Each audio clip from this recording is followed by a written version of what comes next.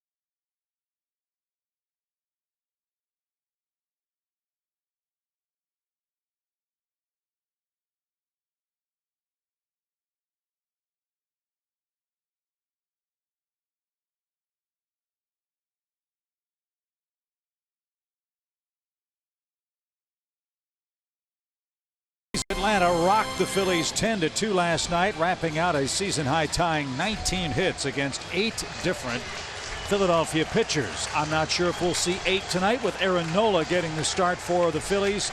Nola having a spectacular season at 16-6 on the year. But Joe, the Braves are flying high. They're playing terrific baseball down the stretch, and they would like nothing better than to go into postseason play with a nice long winning streak against the Phillies. After that series in New York, they did turn it up a notch last night, and they will be able to face a postseason type pitcher tonight, see what they're made of. And as Brian Snitker said, he's got his A1 lineup out there for game 2 tonight. Charlie Culberson back at shortstop on the Toyota starting 9. Kurt Suzuki gets the start behind the plate as he and Tyler Flowers alternate starts down the stretch. Freddie Freeman had a gigantic night last night. 4 hits, 3 RBIs. More of the same would be welcome against one of the elite starters, as we said, Aaron Nola, who is in the Cy Young discussion for the Phillies in 2018. Well, his September numbers probably took him out of the mainstream of that discussion, but he has had a tremendous year, and you see his National League ranks in a lot of categories, most notably second in ERA at 2.45 and third in walks and hits per innings pitched at a sub-1. He's really good. Fastball, curveball. He throws in the low to mid 90s. He's got a good changeup too.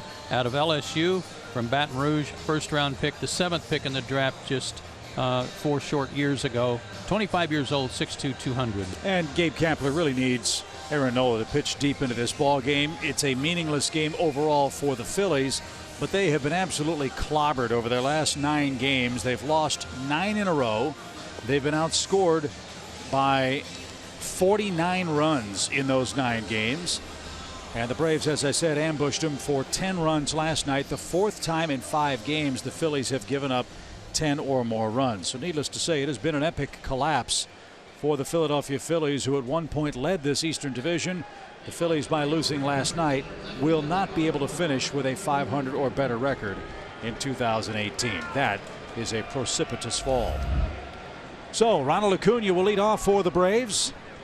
Ronald had 3 hits, 2 RBIs last night, rides a 4-game hit streak into tonight's action against Aaron Nola.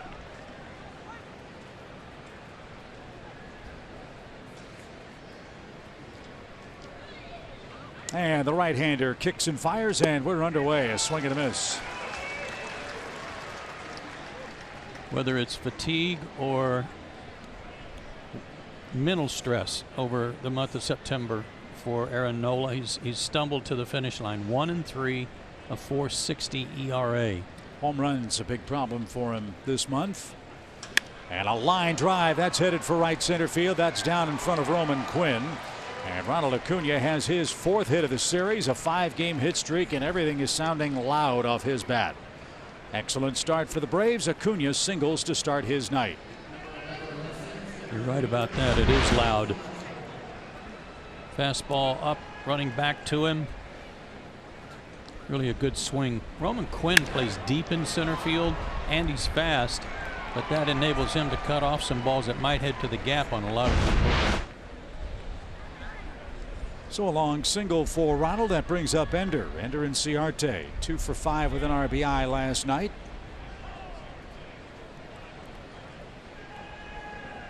Short lead by Acuna, and he's chased back. If you think about running against this battery for the Phillies, you do so at your own peril. Alfaro has thrown out 21 would-be base stealers. For Philadelphia, very strong arm.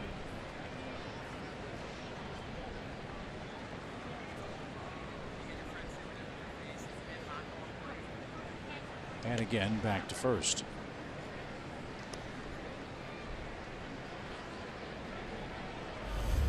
If Acuna wants to be a 20-20 man, he needs 4 stolen bases.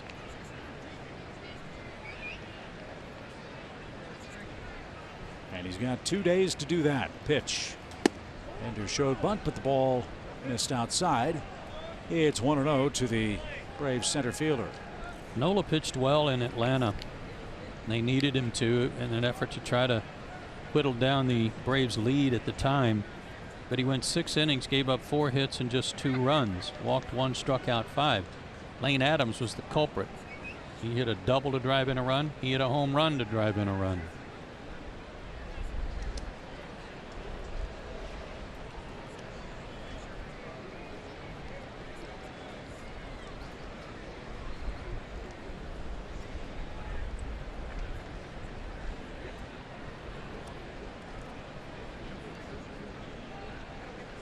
Ender's had a terrific run since the All-Star break, and they're very concerned with Acuna at first base.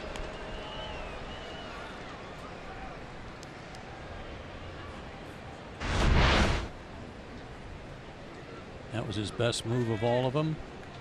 Almost knocked his hand off the bag too. Rhys Hoskins with a hard tag.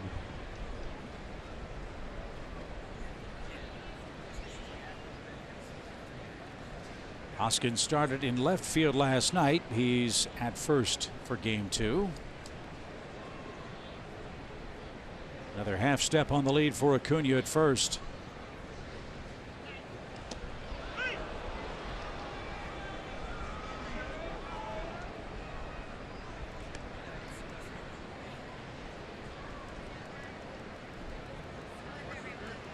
Seemed like everybody in the lineup last night had a good night. Top of the order.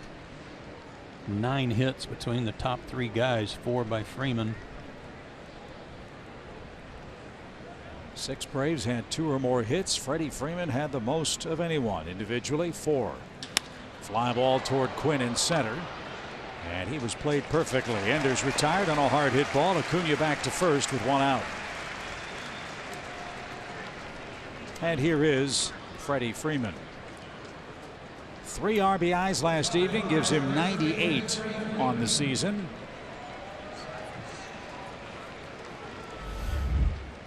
Freddie had an RBI taken away in the 9th inning on review when Acuna was called out at the plate. Would have given Freddie 99 RBIs. So he said perhaps he'll hit a 2-run homer tonight and get to 100 on his own. Well, he's got a chance right here. Here we go. Instead, he hits it right into the shift, and Santana with the turn, and the Braves are doubled up. Acuna's leadoff single is erased on a double play. Anibal Sanchez to work in a scoreless first inning.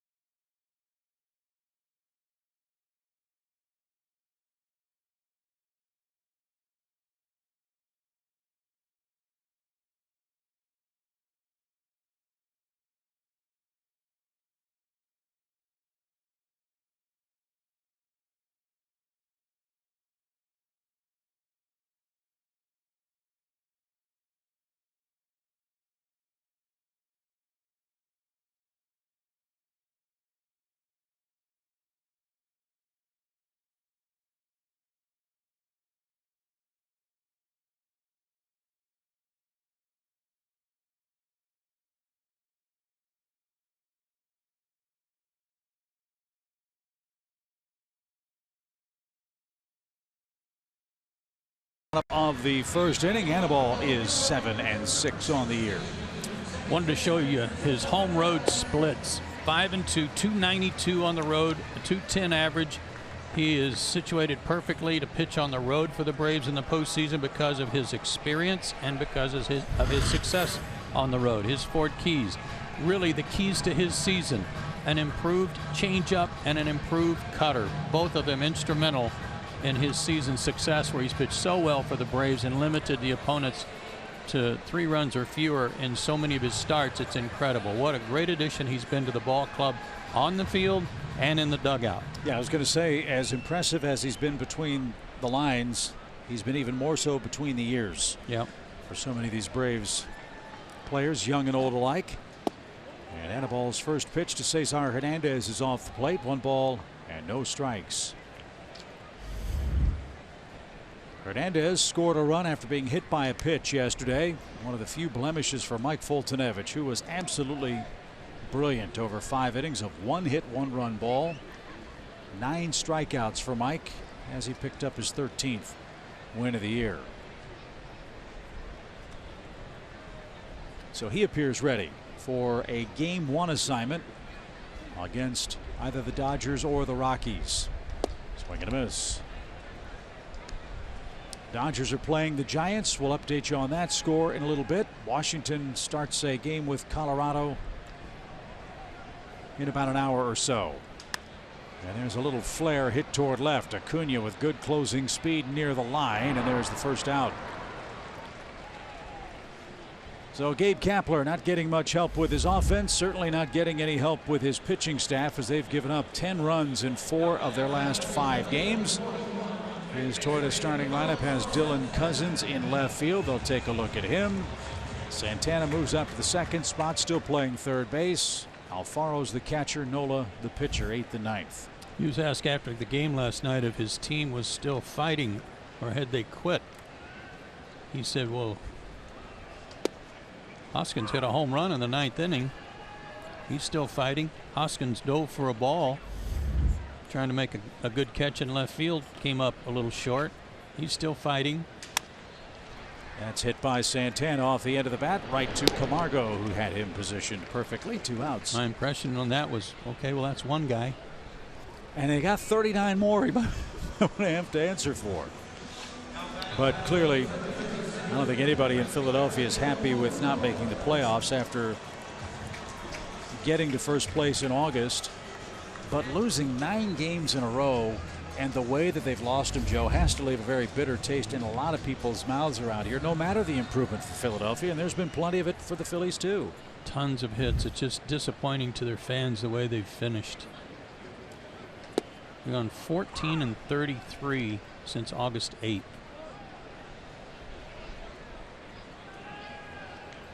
And that's really hard to do. Phillies at one point were 15 games above 500. They're 4 under. Yeah, they will finish under 500. Yep. It's hard to fathom when you think about the battle the Phillies and the Braves have had all summer. So Odubel Herrera with 2 outs is the right fielder again for the Phillies, and takes a strike. Hannibal beat Aaron Nola and the Phillies in his last start. It was his first victory over the Phillies since 2012, when he was with the Marlins. The pitch bounces up there. Suzuki smothered it, and it's 2-2. They will finish third. They have no chance of catching Washington.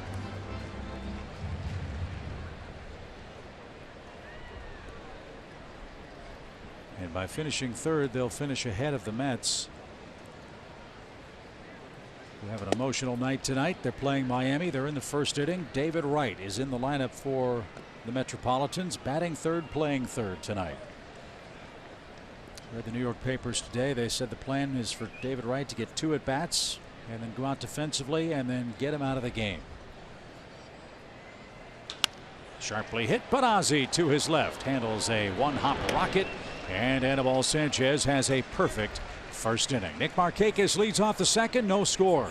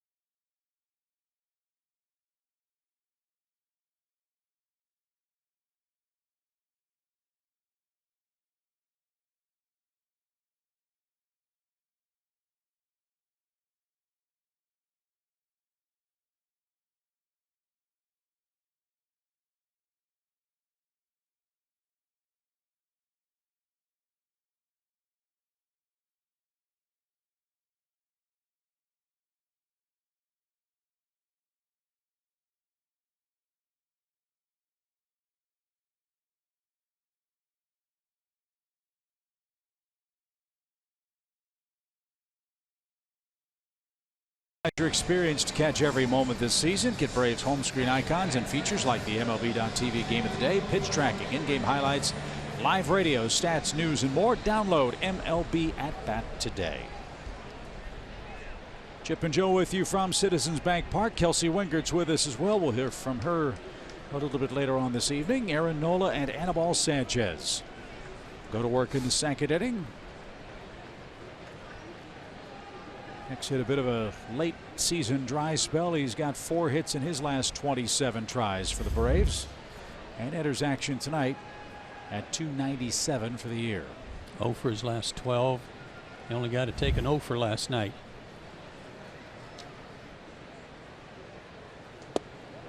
Pretty stiff breeze blowing straight in tonight. Going to be hard to hit one out to straightaway center.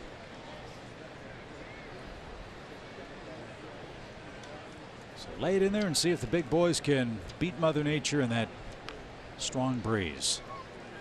1-0 pitch. Alfaro held it there, but it clearly missed. Ball 2. Jordan Baker has the plate tonight. Greg Gibson, Vic Carapazza, and Jerry Lane umpiring at first, second, and third, respectively.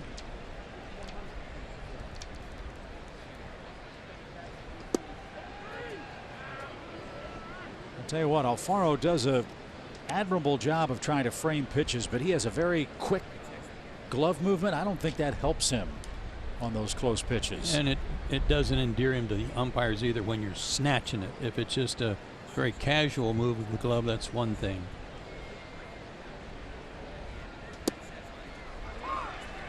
Got the call that time. 3 balls and a strike.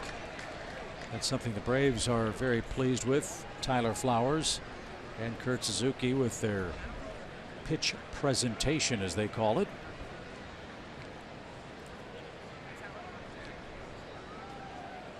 So let's see what Markakis does with a 3-1 count.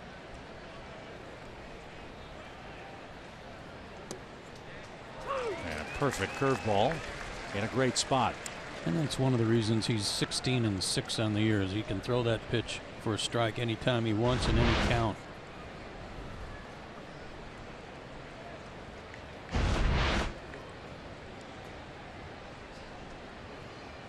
So Nick is still ahead here, but Nola's battled back from 3-0. And he lost him. Ball 4. Second leadoff man for the Braves in as many innings. And Johan Camargo is coming up. Last night, for those 19 hits, the guys that were in the lineup finished, and that are playing tonight, Suzuki's in there for Flowers, but they had a collective +13 in their batting average, and that was deducting a couple from Nick. So the net was a +13. Everybody bumped their averages up.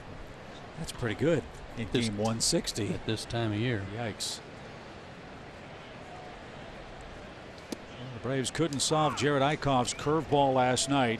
His first start in over a year in the major leagues. He struck out 8 in 3 1/3 innings. But Camargo was a man that didn't have any trouble with him. A single on an 0-2 pitch in the second, and then a 2-2 pitch homer in the fourth got the Braves scoring started. His homer was a screaming Mimi into the first row of seats in right. And out of play, it's 0-2.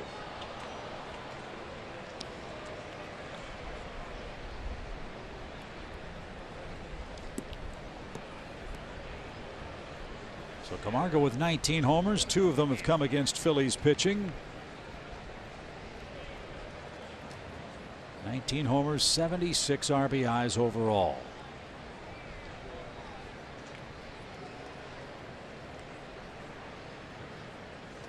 And he lays off the heat. 1 ball, 2 strikes. Giants are batting in the bottom of the 9th inning. What was a 5-5 game. Well, the Dodgers have erupted for 5 unanswered runs. It's LA 10, Giants 5 in the 9th out in San Francisco. The Dodgers begin play a full game behind Colorado out west. The Rockies play the Nationals in game 2 tonight. Now, everybody thought that the Dodgers would breeze through that win because they had Clayton Kershaw pitching today, and that was anything but a breeze. believe Kershaw gave up 5 runs in that game. Yes, he did.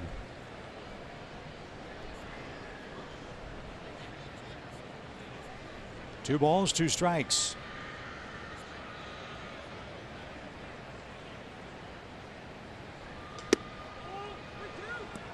It stayed high. And now Camargo has a full count. 2 deep counts in a row for Nola now.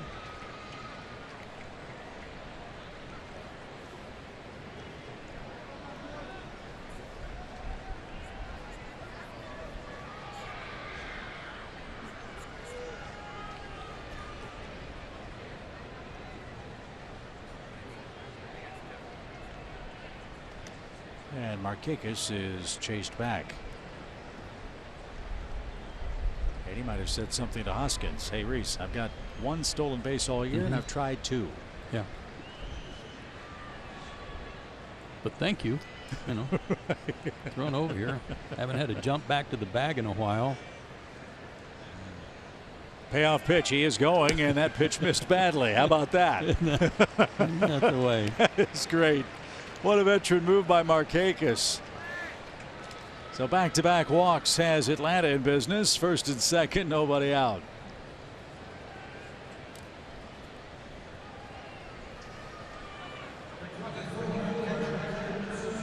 And Kurt Suzuki riding a 5-game hitting streak is the batter. Kurt has 6 hits in that stretch. Another terrific solid year for Kurt Suzuki this season.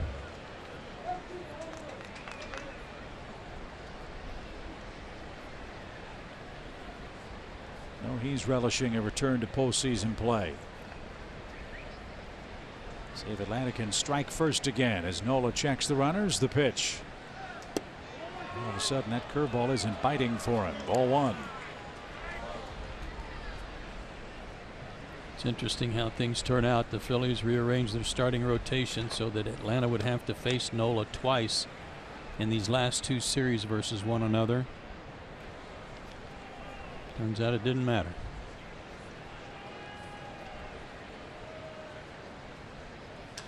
Line drive into right field. Herrera with the wind pushing that ball toward the line. Markakis read that and tagged and moved to third. Productive out for Suzuki. Terrific base running twice by Markakis. And now Atlanta has him at the corners with 1 out, and Ozzie Albies the hitter.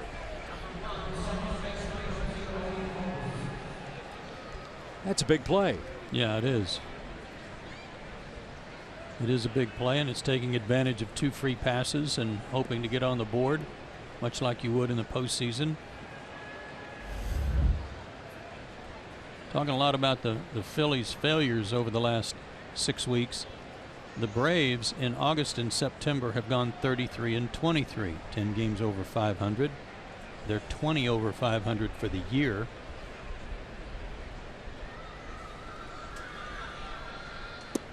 But during that stretch, they've gone from 2 games ahead in the division to 9 games ahead, including the clincher. Yeah, this team really has never wavered seriously. They've had their stretches where they didn't play well, had some moderate losing streaks. As the 0-1 pitch is bounced away from Alfaro, and Camargo's going to move up. There'll be no throw. That's another area where the Phillies have got to dramatically improve. Last year they had 50 wild pitches. They've got 80 this year. And that one's number 81.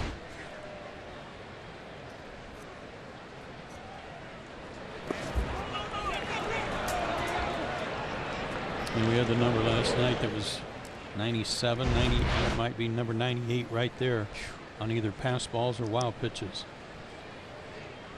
And now with Camargo at second, Alfaro's out, perhaps with a new set of signs. And Albies facing a 1-1 count. But I think if I had to use a word to describe this Braves team besides surprising, it would be steady. If they'd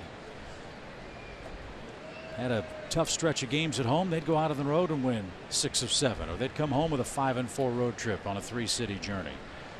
They just never ever collapsed. As the infield comes in,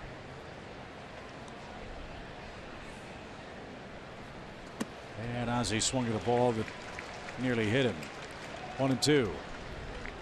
At least twice, if not 3 times on a homestand, the Braves had a real bad finish to a homestand. I know they got swept by Colorado. Before that, they got swept by The Giants. Yeah, the Giants earlier in the year. But every time that happened, they went on the road, as you said, and played well. They didn't let it affect them, and that's a tribute to the veterans on the team, to the coaching staff. I'm not letting them get down on themselves and let it develop into any real long dry spells. Mm-hmm.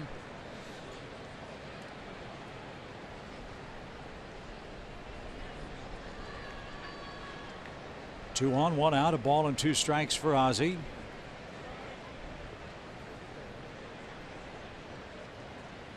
And that ball backed up and caught a corner, and Albies is struck out. So all the Braves needed there was some contact to maybe get the first run, but Nola with a terrific comeback pitch retired Ozzie on strikes, and that's the second out. Also, that was outstanding. The other series I was thinking about was Boston when they blew that lead in the last game of that homestand. So the hottest Nola, hitters on the team coming up now. That's exactly right. Anibal broke the 0-for-38 in his last outing. They walked Charlie Culberson intentionally. And now Sanchez bats with a Brave at every base. Maybe Nola will overcook one of those curveballs here, and Markakis can try to score.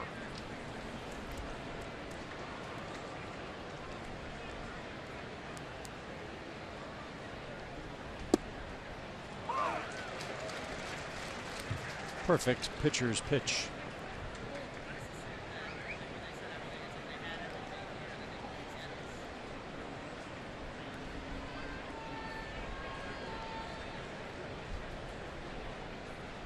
Leadoff walks to Markakis and Camargo. Suzuki with a fly out to right. Albies struck out looking. And a ball showed bunt and was backing out of the way and fouled that away. Getting out of the way of the curveball, and then decided it was such a nice, some nice fruit right there, hanging about eye high. It was a good thought.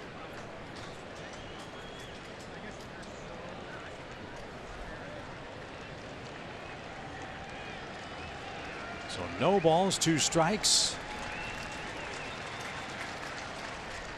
And Nola's out of it.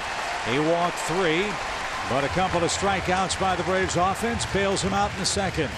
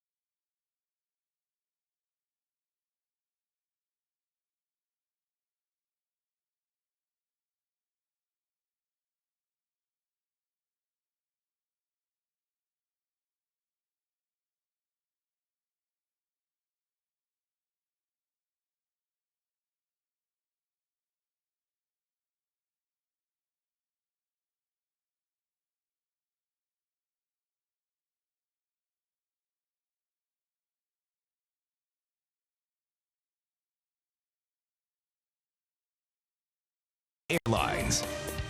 And by Georgia Natural Gas. Get $100 when you sign up and use promo code SAVE100. Anibal Sanchez back out for his second inning of work as a scoreless ball game. We head to the home half of the second inning. And if you missed my report a couple of weeks ago, I was talking to Anibal Sanchez about what this season meant to him. And he said a lot, because he said at this time last year, he was deciding if he was supposed to retire or if he wanted to keep playing. And he always says how big of a blessing it was to come here to Atlanta. And I was talking to him yesterday, and I said, you know, a lot of people are talking about this it factor that this team has. What is it? And he said, I don't think it's necessarily an it factor. He said, I see this team as a good family. He said, regardless if you have a good game or a bad game, you have a friend, you have a family that you can come to in the clubhouse after every single game, and that's why we're here. These guys aren't playing for themselves. They're playing for each other, and that's why we've made it this far in the season. And guys, you can't overstate what he's been able to come in and do for this team. No doubt about it. He has been a very steadying presence, Kelsey, in rotation, where tonight he makes his 24th start. And he's continued to just pound the strike zone, prepare for his work ahead, despite winning just one time in his last 9 starts. But that's not his fault. The Braves just haven't scored runs for him. No, and I really appreciate the fact that he doesn't get all riled up and flustered if he's got some runners on base. He doesn't get all, I'll say, careful if he gives up a home run. He gave up a home run to Kingery in Atlanta, but he was still working the strike zone. He wasn't trying to be careful so as not to give up another.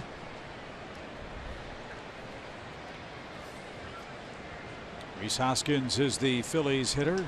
And that one right back where it came from. Ozzie dives, makes a great play, and Sanchez fortunate to escape that missile through the middle.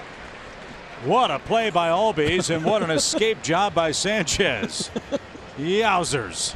Well, at least he could check his vein in his neck to see if his heart was still beating. If I were him, that's not what I'd be checking. Oh, man. That was scary.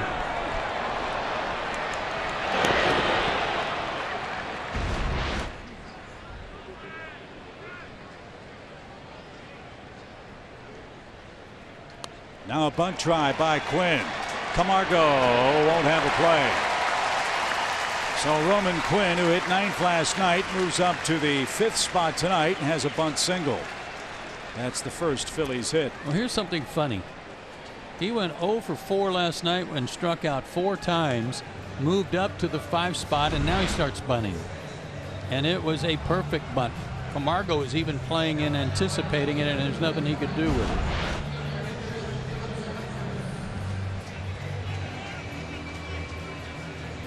So Quinn, who's done a nice job in center field for the Phillies.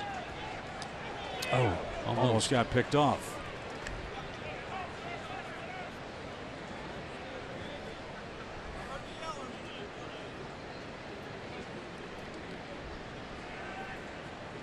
Braves might be taking a look at that tag play at first to see if Quinn was out. But no review is coming. Dylan Cousins, the batter. A mammoth man who, as Joe pointed out, despite his size, runs pretty well too. He's batting .171 with 21 strikeouts. And he's a guy that if you make a mistake in the strike zone, he will hit a tape measure home run. However, he can be pitched to.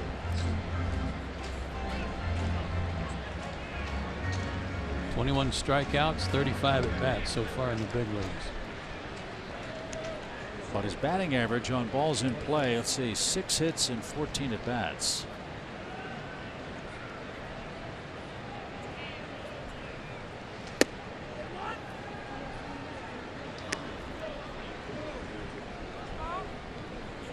That's like a .437 or .438 batting average when he makes contact.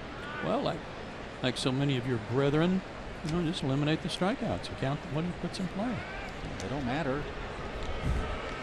Tell that to the Phillies, who have set a team record for strikeouts this year. Philadelphia struck out 1,417 times in 2017. Their next strikeout this year will be number 1,500. As a result, they're 14th in average, 12th in runs, and have been outscored by 56 runs this year.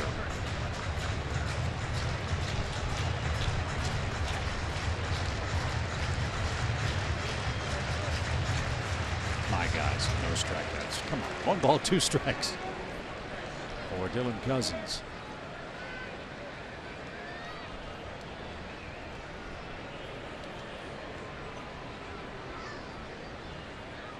Runner goes. The pitch is low. No chance for Suzuki. And Quinn has a double-digit steal year. That's number 10. Kirk couldn't get it out of his glove. He couldn't get a good grip on the baseball.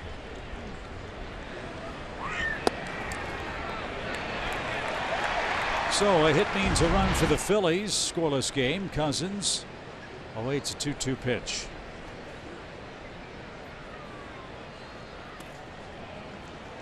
Wouldn't chase that one. So good eye. Full count. Told you last night, this guy put up enormous numbers in Double-A a couple of years ago for Philadelphia's Reading Ball Club. 40 homers and 125 knocked in.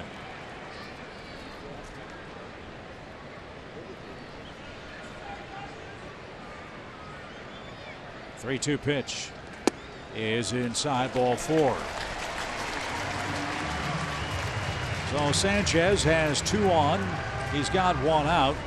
And Scott Kingery is the shortstop and the 7th place hitter.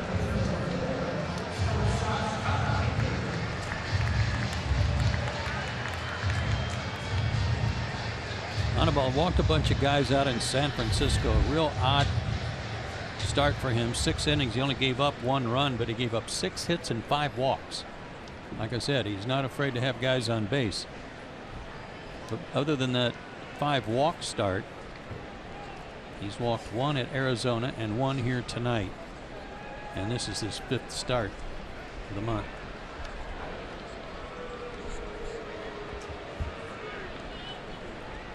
Kingery's been a tough man to double up. Just 2 double plays at 445 at bats.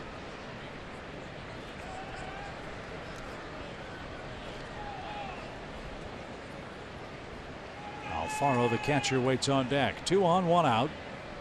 Now Quinn's taking off. He's going to third. Double clutch. No chance. Did he come off the bag? He did. He came off the bag, over slid. That happened in Atlanta to Quinn, if memory serves. Yes. Jerry Lane had an eagle-eyed look at it. He beat the throw, but overslid the bag. Camargo kept the tag on him, and that's the 2nd out. And that's after Kurt had trouble getting this one out of his glove. Must have got a little help from Johan also. Oh yeah, there it was right there. Right toe came off the bag.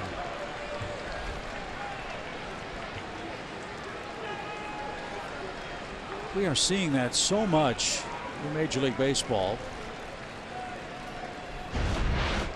The danger of that headfirst slide, obviously the possibility of injury is a big deal, but once your hand goes by the bag, there's nothing to grab onto. Tom Glavine loves that headfirst slide. Popped up, out of play. Freeman won't have a chance. The wind will push that to the seats. Hey, what a catch.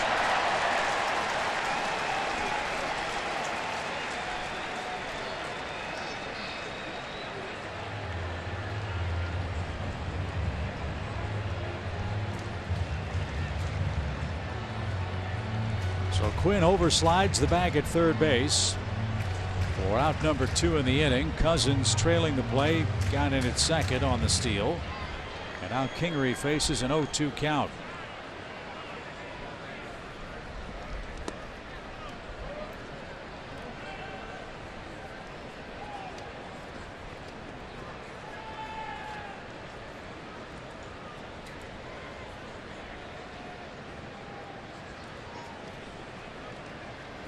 Quinn's overslide at third base came in the 3rd inning on September 21st down at SunTrust Park.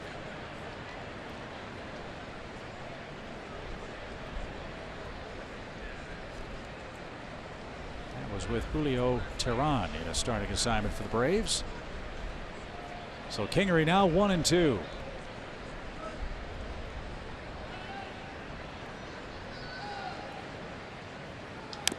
And a floater foul. First one of those butterflies we've seen from Sanchez yet tonight. Was up just a little bit and allowed Kingery to reach it.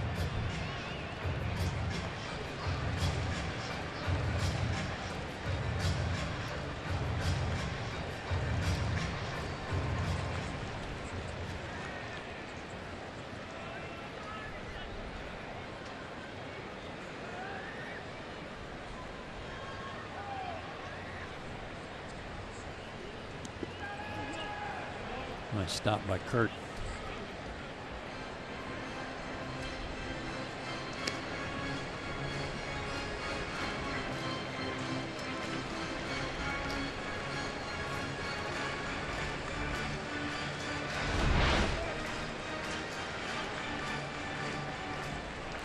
I don't think I've ever seen a pitch delivered to that part of the diamond. Yeah, that was certainly spiked. Yes. 2-2. Did he go? He did not.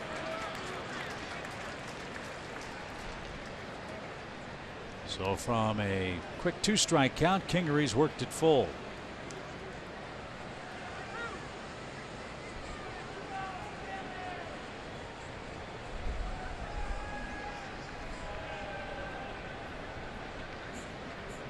Hoskins started the inning with a line drive back through the box that almost hit and a ball. Ozzie with a sprawling stab and throw to first, got the out. A bunt single, a stolen base by Quinn. Cousins walked. They tried a double steal. Quinn had the bag stolen but overslid third base. That's the second out, and now Kingery will see a 30th Sanchez pitch in tonight's game.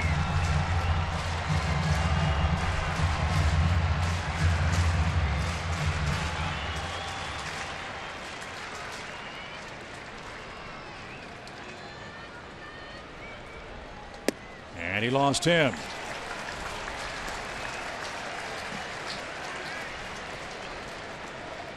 That was not a good walk for Anibal after being ahead of him 0-2. He just couldn't make a good put-away pitch.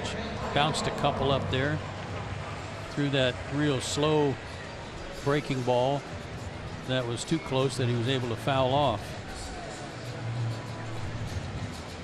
So he has to face Alfaro with a couple of runners aboard. Alfaro with 10 homers.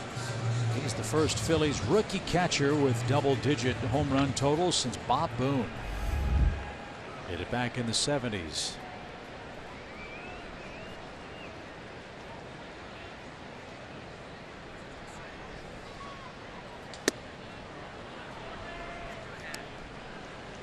Good numbers for Sanchez in RBI situations, runners in scoring position.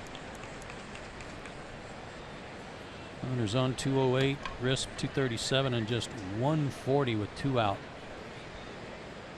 And that's what he's got here in the second inning. No balls and a strike. And now 0-2. You mentioned Bob Boone, and he was one of the first catchers I saw wear a helmet, a modified skull cap, if you will. He and Johnny Oates, the late great Johnny Oates, wore hard hats under their masks. First guys I remember seeing do that.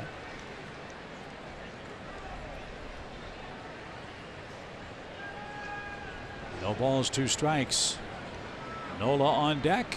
The pitch is cut on and missed, and that will retire the side. Sanchez got a scare with a first batter and a scare from the Phillies, who had 2 on with 1 out. But he pitches out of that mess, and the top of the Braves order is coming up in a scoreless third inning in Game 2 in Philly.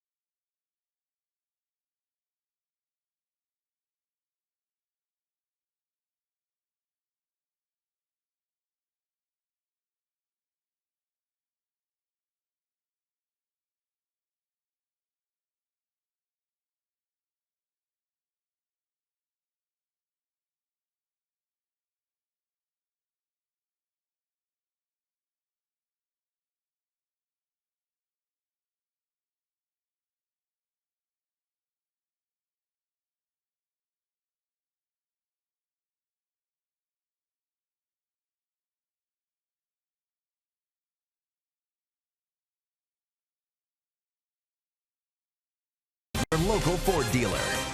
The Georgia Lottery. And by Synovus, the bank of here. No score at the bank vault. Game 2 of 3. One more here tomorrow afternoon. Let's see if the Braves can mount a rally here with Ronald Acuna set to lead off inning number 3. Friends, our thoughts and prayers are with those in Braves country who've been affected by Hurricane Florence. And we encourage you to join us in helping those in need by giving to the American Red Cross at redcross.org/Atlanta Braves. Hey, while you're on that subject, a shout out to our pal Rowan Backfish, who suffered a stroke out in California when he was out there on some business with Fox. And I got a text back from his wife Candy today, who said he is resting comfortably. He's been moved to an acute care center. Good spirits. His nurses and doctors are all impressed with his hard work and his attitude. And they're hoping to be back in Atlanta in the next couple of weeks. So we send out our best to him and for a speedy recovery. Amen.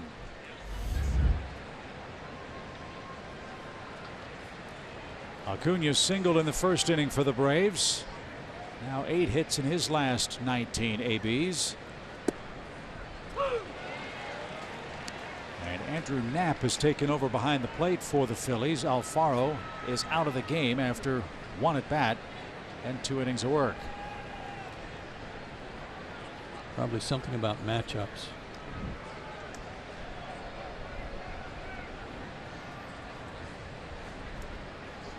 No balls, 2 strikes. Nola with a couple of strikeouts.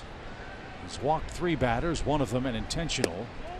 Free pass, and that's outside 1-2. You know, all kidding aside, I hope this late in the season Alfaro didn't injure himself on a swing.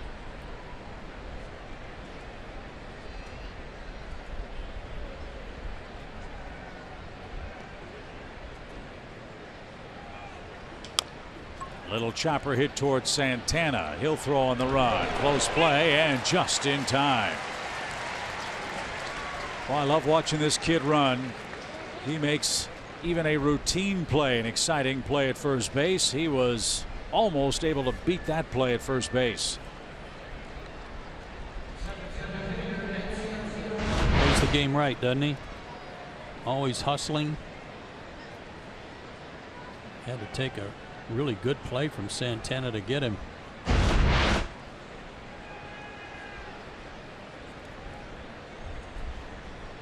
So that's the first out of the Braves' 3rd inning. Ender flied out to center his first time up.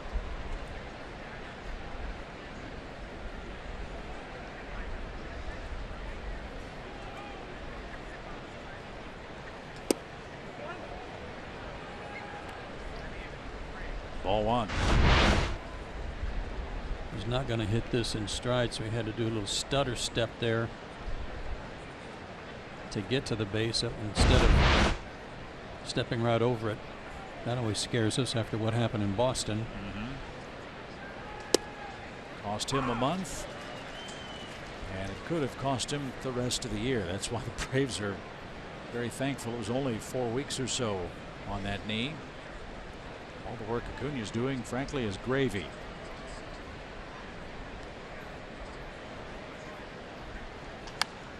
Slashed out of play by Ender. It's a ball and 2 strikes. Talked to Ender on the bus ride to the hotel after the game last night, and he said the reason for his turnaround is a real sore thumb has finally healed for him. He's now not afraid to get jammed, and he said that's a real important part of how he hits. He needs to get jammed. Say that all the time. If you're not getting jammed once in a while, you're not staying on the ball. And as a point of emphasis, he talked about his first half of the year. You remember how many times we just saw him sort of slowly and softly serve the ball the other way? Yeah. Well, that's because his thumb was a problem. Now he's swinging the bat much more aggressively and solidly, and the results show it. They sure do. What a good second half.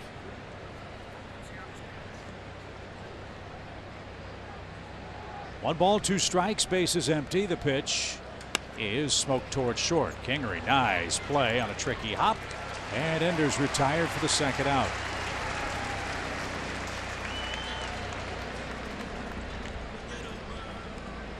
And Freddie Freeman will be the hitter. He bounced into a double play. Back in the first inning, the old traditional 6-5-3 with a line under it.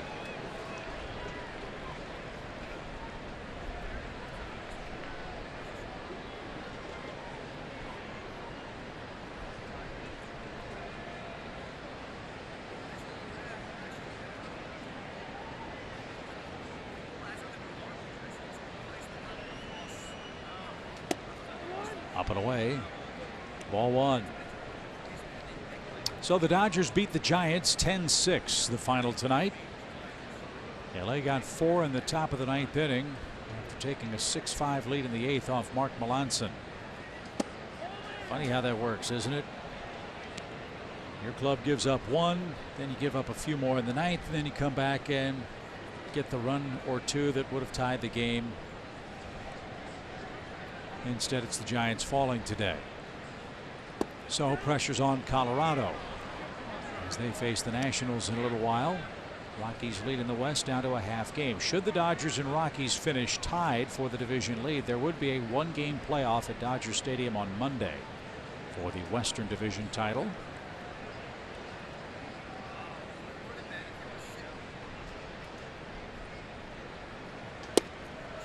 And that's in for a strike. Cardinals kept pace with their win over the Cubs today, 2-1.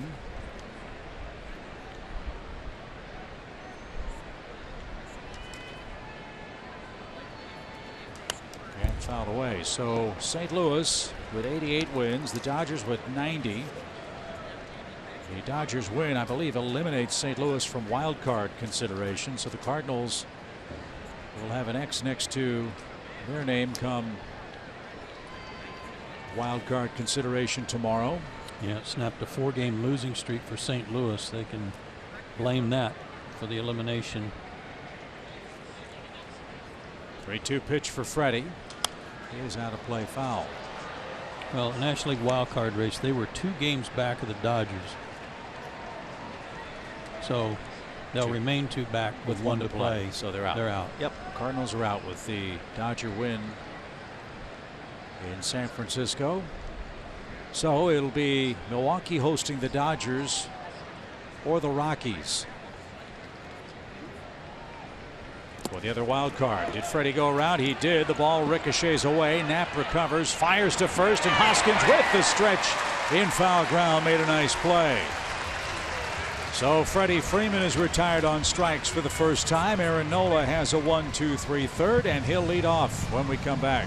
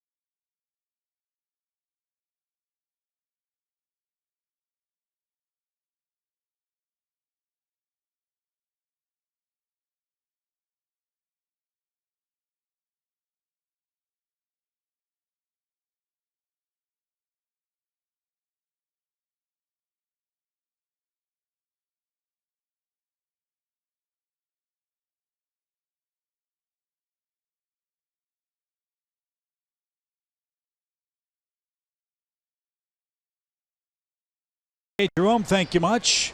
Anibal Sanchez with Aaron Nola. Cesar Hernandez and Carlos Santana in the Philadelphia third.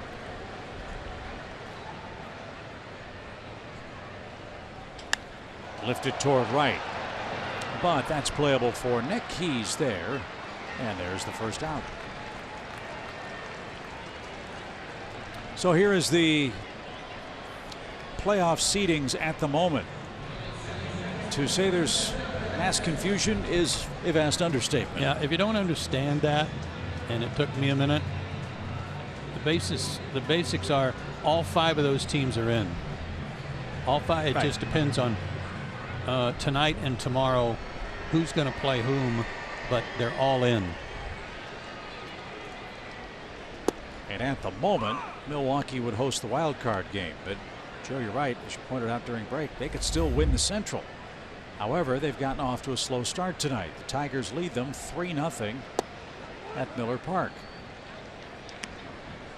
And if the Cubs and Brewers somehow finish tied in the Central, there would be a Monday playoff at Wrigley Field. Game 163 for those teams.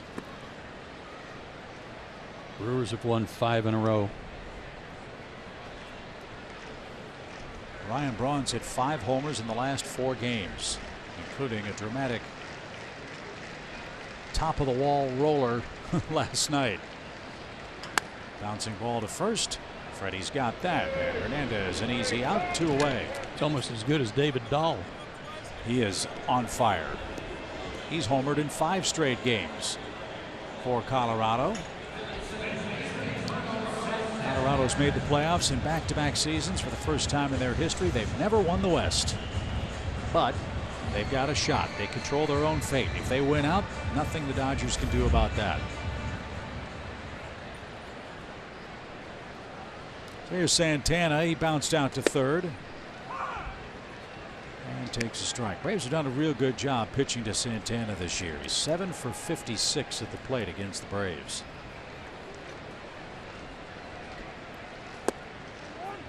He's had a tough year. Hitting .227, hitting under .220 left-handed.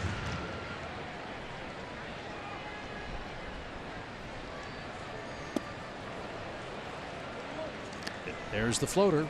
1-2.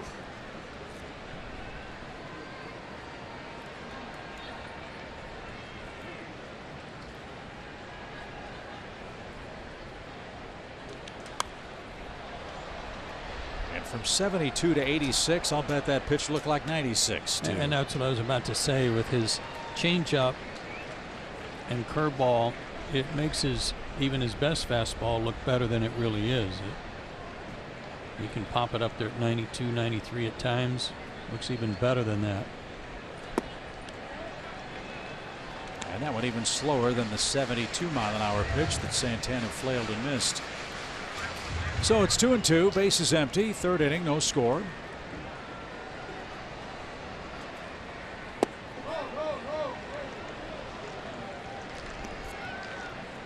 Full count.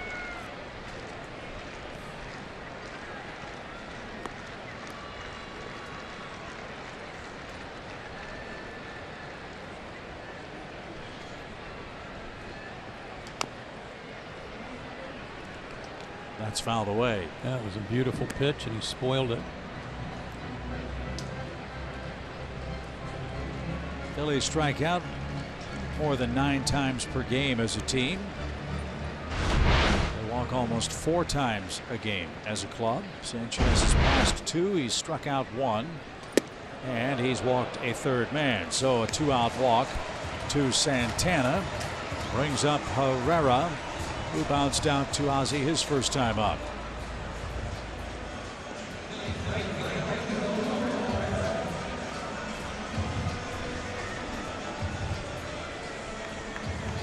.22 homers, 70 RBIs for Herrera,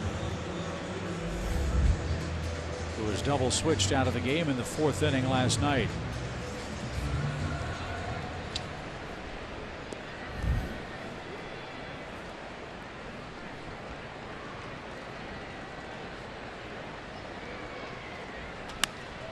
That's yanked foul. It's a swinging strike. Nice crowd here tonight in Philly. They had 24,000 plus on Friday night. Bet you there's more than that here tonight. Home finale for the Phillies, and the season finale for both clubs is here tomorrow. We'll join you at 2:30 for Braves Live. First pitch 3:05.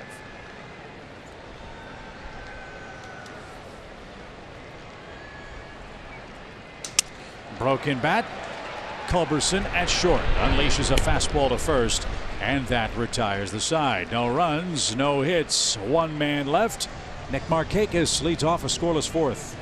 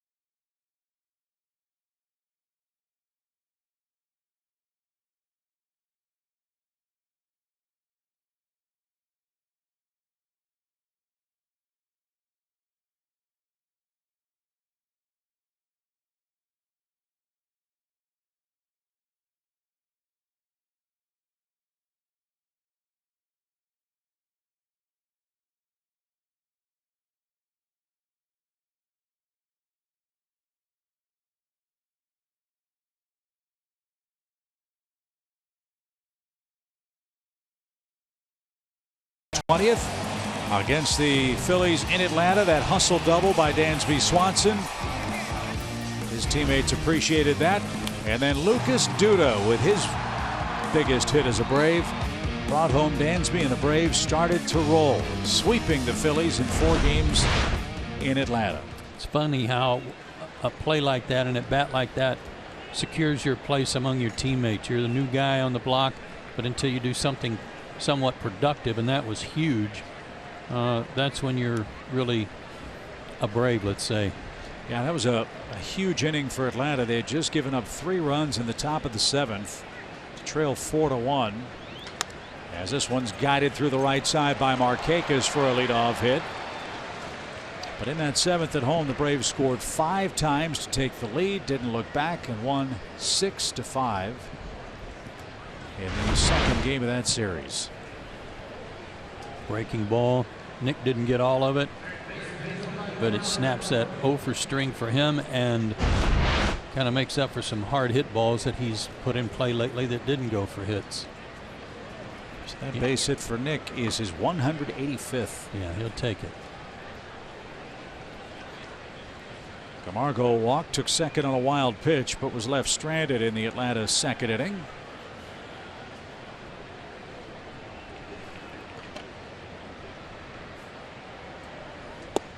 How tall do you think Johan is? Camargo? Uh-huh. I'd guess 6'2", 6'3". Me too. He's listed at 6 feet.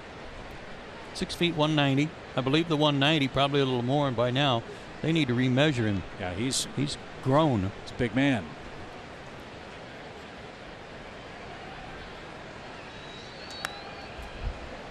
And again, you have to think this is a man that missed virtually the first whole month of the season coming back from injury, and then when he came back, Braves were trying out Jose Bautista to see if he had any lightning left. So for Camargo tonight, this is his 133rd game. So yeah, he's played 5 months of the season. He's hit 19 homers.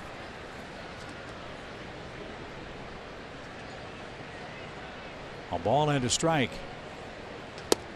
And I think he will be a fascinating case study this offseason. What are the Braves' plans for Camargo? Is he going to be the everyday third baseman? Or is he going to be a super utility guy that plays virtually every day because he can play multiple infield positions? His bat plays. His glove sure does too. I don't care where you put him. Yeah. Sure, in his arm. You're right.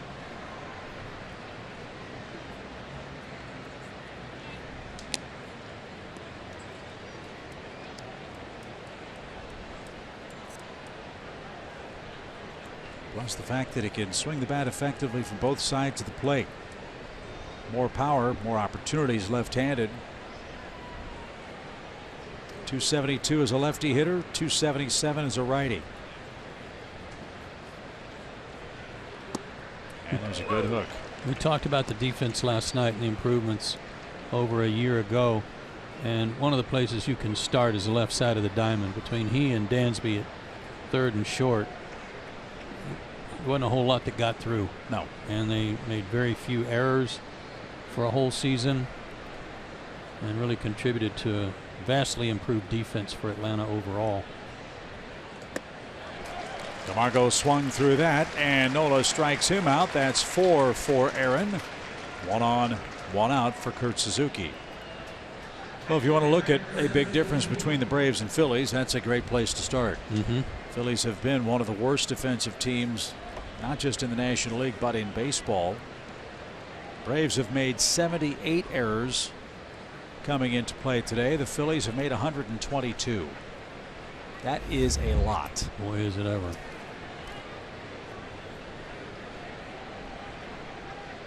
And Philadelphia knows that's something they'll have to address this offseason. He's got his curveball working now as Kurt takes it for a strike. 0-1. I've read a lot lately about how even with the real fall off in the last 6 weeks by the Phillies, everybody starts pointing toward next year and how they will be in the market for Bryce Harper, Manny Machado, and other free agents, perhaps because they have the wherewithal to go out and sign them. Well, it's fun to talk about and write about, but there's no guarantee they're going to get any of those guys. If you put them in this lineup, sure, they're going to be a whole lot better, but that's a long way off. No balls, 2 strikes. Braves have put the leadoff man on in 3 of the first 4 innings tonight. Still no score. And strike 3 to Suzuki.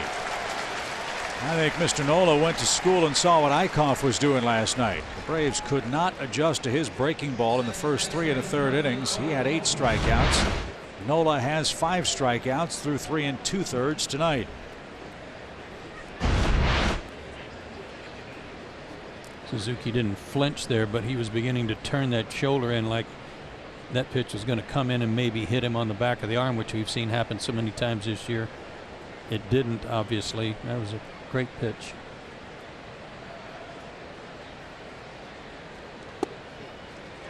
Albies took strike 3 on a pitch similar to that one his first time up.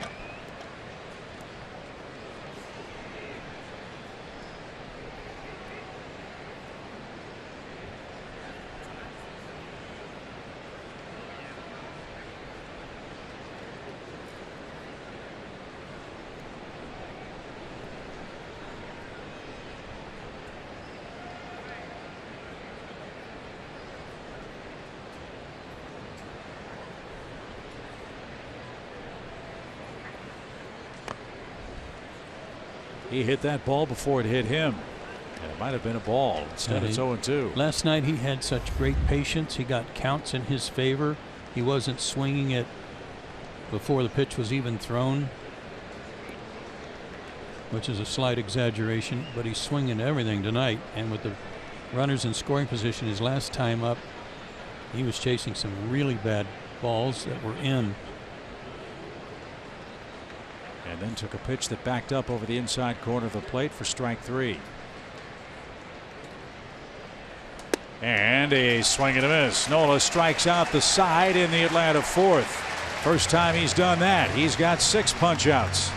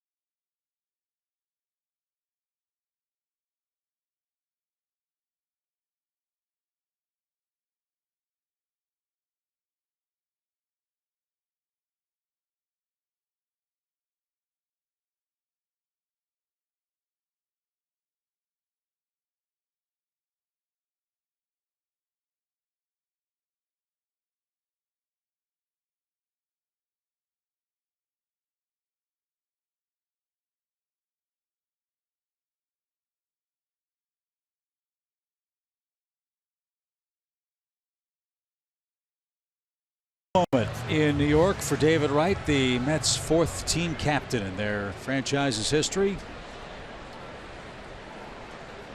Good for him that he gets a chance to put the uniform on one last time and get after it in a big league game against Miami. Mets are scoreless in the 4th in that one. Rhys Hoskins leads off for the Phillies. He bounced out to second. That's the ball that almost decapitated Anibal Sanchez.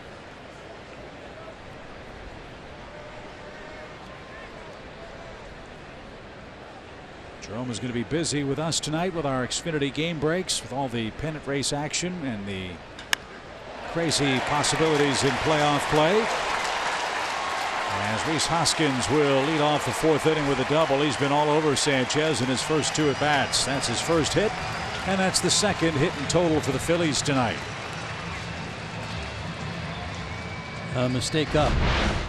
Looked like it was supposed to be one of his split finger pitch changes, but right in the happy zone for Mr. Hoskins,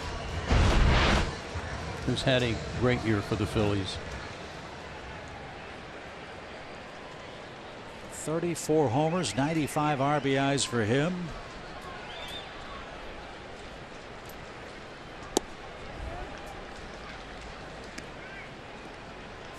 And now Roman Quinn, who bunted for a single his first time up, might be bunting again here. We'll see. 1 ball, no strikes.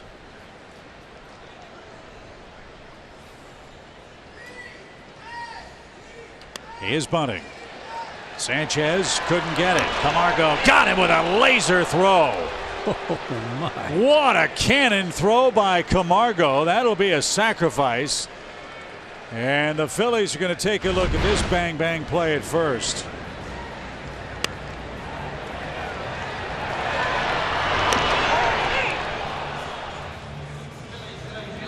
And he wasn't even sure he was going to have to field it when Anibal made the barehanded effort. Got him. Unbelievable play. I'll say. So that'll go as a sacrifice. And now Dylan Cousins, the batter, infield in. And this is a high strikeout man. Sanchez would love no contact in this spot. And Cousins missed his pitch and is down a strike. Atlanta walked him back in the 2nd inning.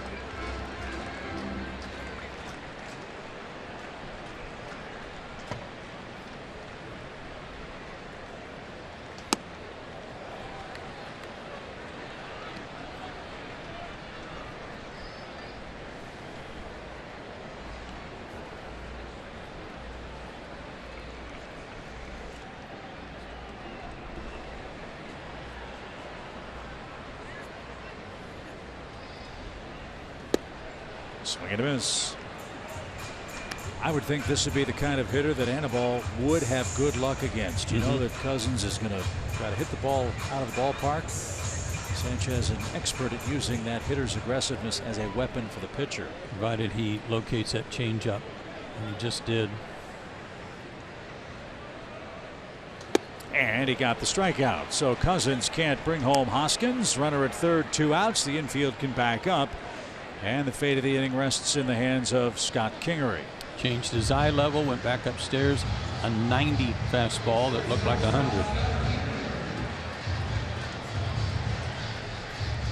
Yeah, that's another reason why I think Sanchez has a chance to be a huge weapon for the Braves in the playoffs. For the point you just made, everybody throws so hard. He doesn't have to throw hard to be effective.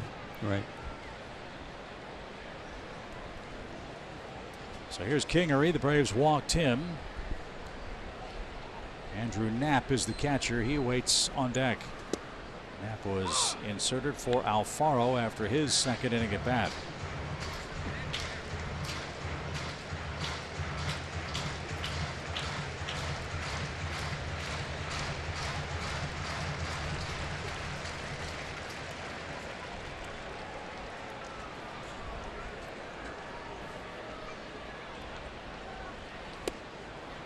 Oh, 2.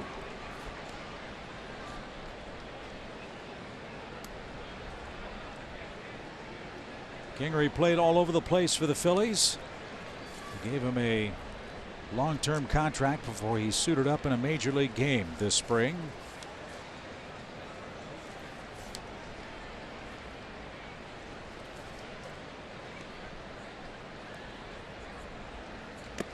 And it's in and out of the glove of Kirk. Tough break there. Kingery starting for the 115th time. Tonight is his 100th game as a starting shortstop for the Phillies. He's played 8 at third, 3 in left, 2 at second, and 2 in right.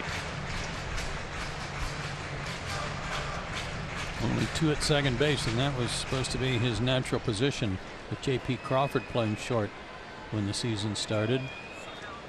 But with Hernandez playing second base every day, he had to move around.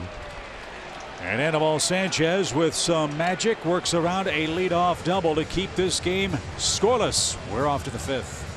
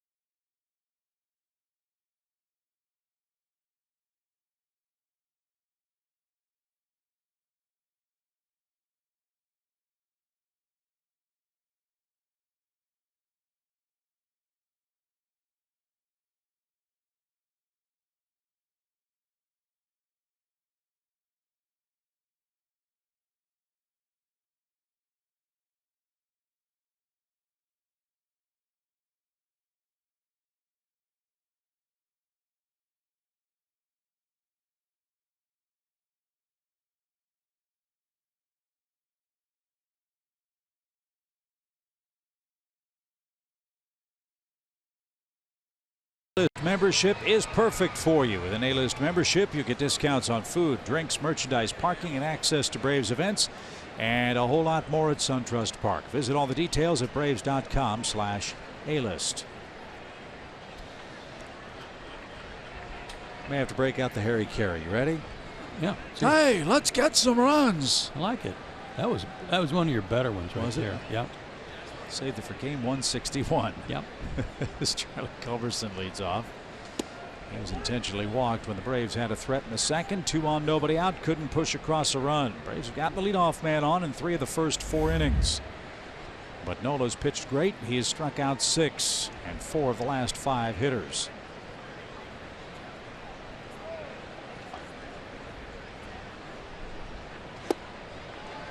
Gone to that curveball, and it's been a good one. What's the key to hitting one? A lot of times breathing through your eyelids. If I had the secret for that, I could help a lot of people, couldn't I? And you wouldn't have to sit next to me for 6 months to pitch. Downstairs. 2-1. Starting the off-season research right now. Yes, sir. Thanks for putting that one on the tee. Well, Eichhoff last night was terrific. Nola, 16-game winner for a reason. He's a really, really talented kid. 18 starts this year. He's allowed 4 or fewer hits. Not runs, hits. That's amazing. Wouldn't you have liked to have been there the day that the pitcher threw the first curveball? You know, just kind of experimenting to see what the hitter's reaction would be. Yeah. Curveball, they say, was invented by a man named Candy Cummings. As Culberson got hit. Did he swing? He did not swing, so that's a hit by pitch. And Atlanta has its fourth leadoff man on. This one, however, in painful fashion. Where did that get Charlie Culberson? Looked like a changeup, so that helped. Right on the back leg, on the hip. That was too close for comfort. Yeah. On the thigh. Chance for Anibal to help himself. He does not get much run support. That's kind of an understatement. So anything he can do to help himself is a bonus. Second lowest run support in the National League among qualifying starters. And 17 runs of support in his last 9 starts. During that stretch, he's won 1 game individually. So you're right, chance for him to help himself.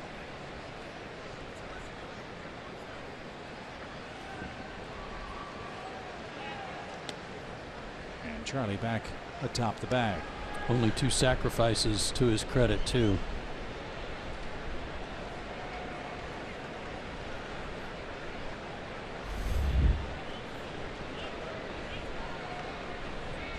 But he does have an average after that base hit his last time.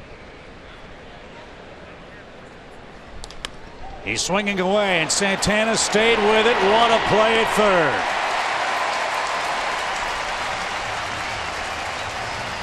If that ball bounces 6 to 8 inches higher, the Braves would be in business. Instead, it's a double play. This was so close. Santana froze just at the right moment. That prevented the ball from getting over his head. Tough break for Anibal. And that clears the bases. And Acuna will take his sweet time and allow Anibal to get to the dugout steps.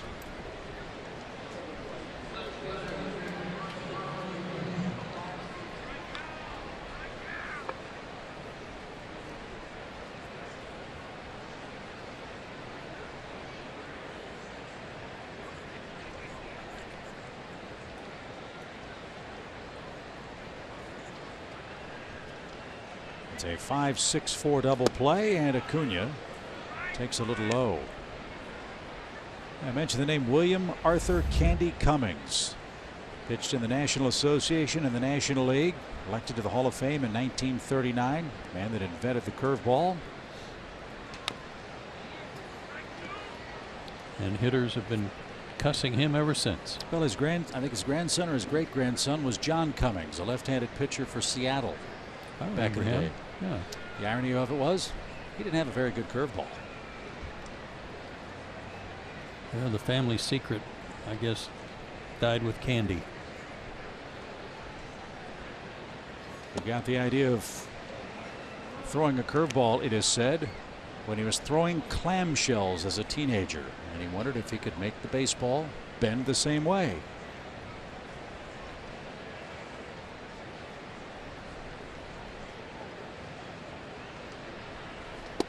There's a strike. 2-2.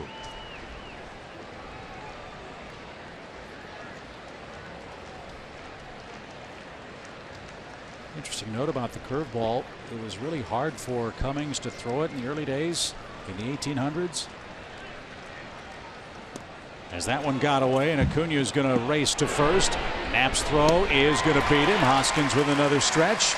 And we'll continue the saga of the curveball when we come back. Still no score. Nola has 7 strikeouts.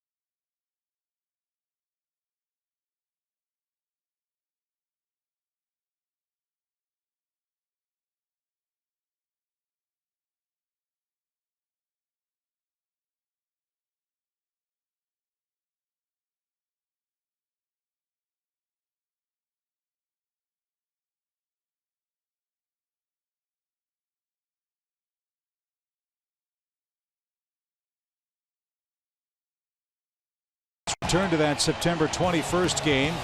Johan Camargo with a huge hit for Atlanta, capping a 5-run 7th inning.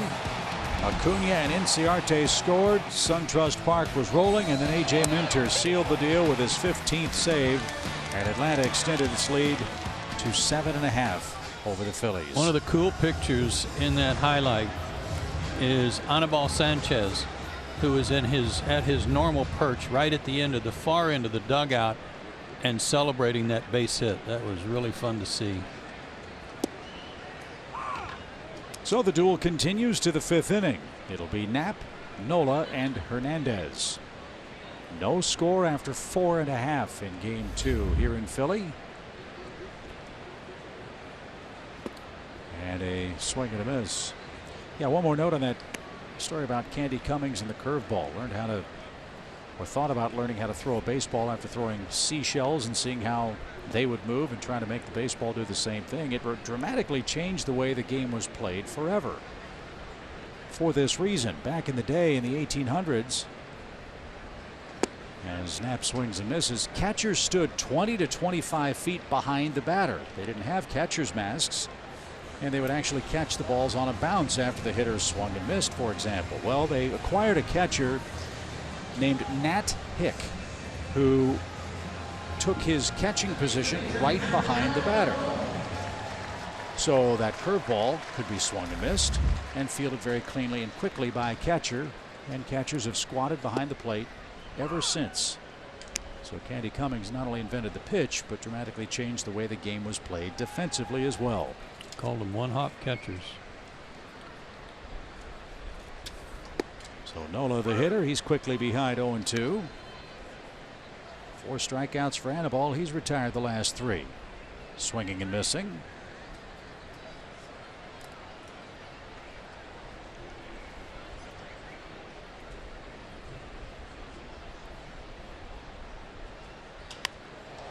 That's driven toward right. Markakis near the stands will run out of real estate. We'll do it again. 0-2.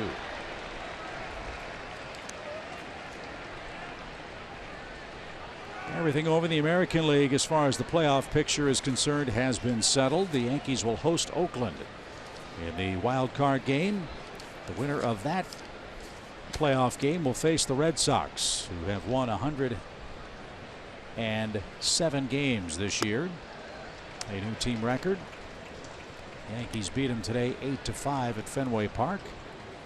Cleveland's the champion of the Central. Houston's the champion of the West. Those two clubs will meet in a 5-game series. Houston with 101 wins has home field advantage.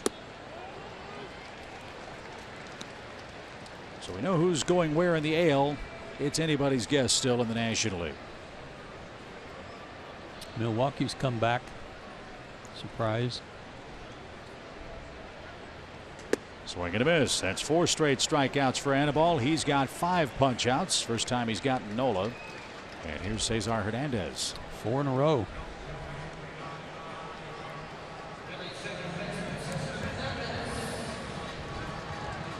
Gotten into a nice groove here after the double by on the mistake pitch that Hoskins drilled to left. Well, and you're seeing the point you made earlier about Anibal, his calm nature on the mound when things get a little dicey. He had 2 guys on in the 2nd inning, pitched out of that. Hoskins led off the 4th with a double. He was sacrificed to 3rd. He calmly struck out the next 2 hitters. So to your point about him not being worried or concerned or tight with base runners, well, you're going to have him in the playoffs. And your ability to minimize damage is hugely important. And he has done that tonight. Fly ball right. That one's pretty well hit. Markakis takes a peek at the wall and on the warning track gets there. And that retires the side. Ender Inciarte goes to work for the Braves in a scoreless 6th.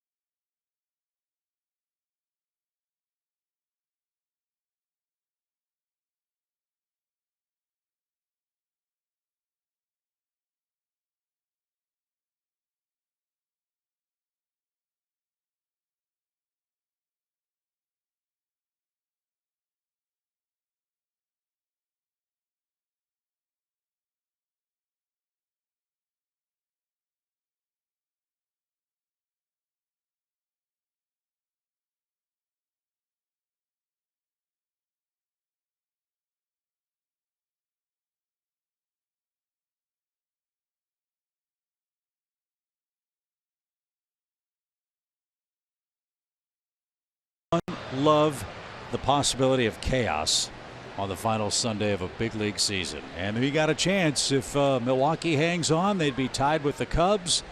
If Colorado loses, they'd be tied with the Dodgers. Entering a make or break final day of the season. That is what pennant race baseball is all about. Ender Inciarte leads off inning number 6 against Aaron Nola.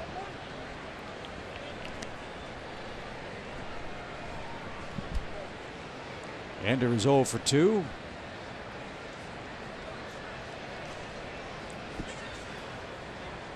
Nola's had some leadoff runners on tonight, but he's pitched out of trouble, and he'll get Ender on a ground ball to second, and that is out number 1.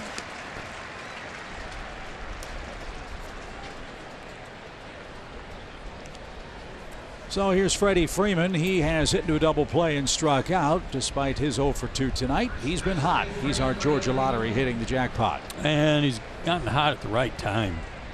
You know, he had that little 2-week stint where he wasn't doing real well. He, as he said, went a little longer than I wanted it to, but he got things turned around, and he'll be hot headed into the postseason.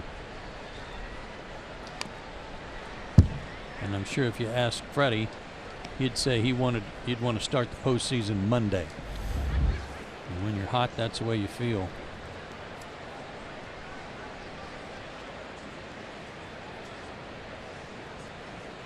Big shift on for him.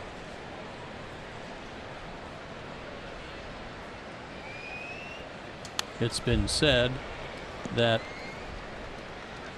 Freddie has beaten the shift more against Philadelphia than any other team this year. And he had a pitch to do it again right there and fouled it off. And yet they continue to shift.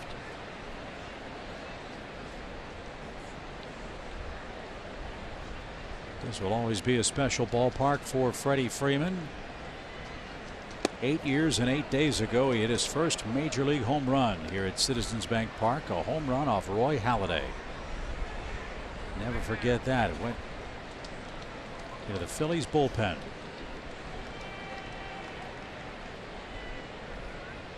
And he hasn't stopped hitting since. 1 ball, 2 strikes.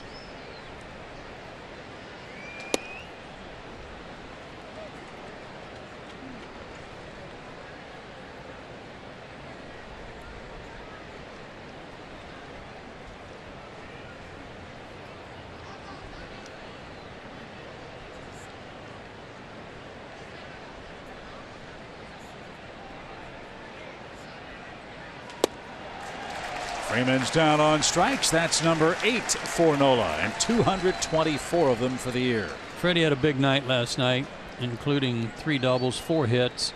I said I especially liked the double you hit to left field, and he said, you know, the one I liked the best was the single, a 2-seamer down and away, and he said I stayed on it and hit it the other way. He said that was my favorite of the night last night, and a real good swing. Almost like a punch shot with his bat.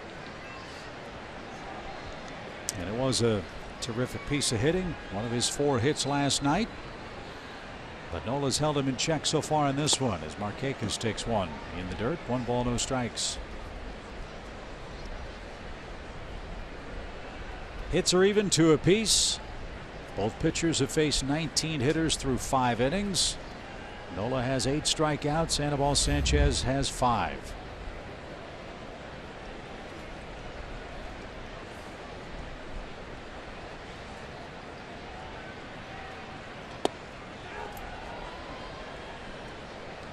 Ball 2.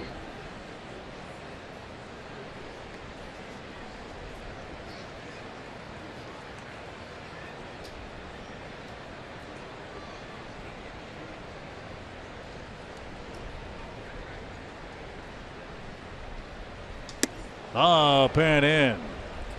That was close. Ball 3.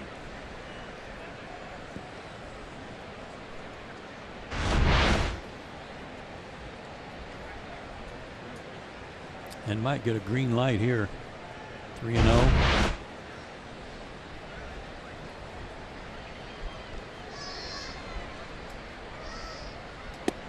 But it's ball 4. He's walked Markakis for a second time. That's 4 walks in total for Nola. It keeps the inning alive with Johan Camargo coming up. He is our Yellowwood brand bringing the lumber feature tonight. 24 games for Johan lately and a ton of production. RBIs, runs scored, OPS over 900. He's been consistent all year long. He hasn't gone into any dry spells to speak of.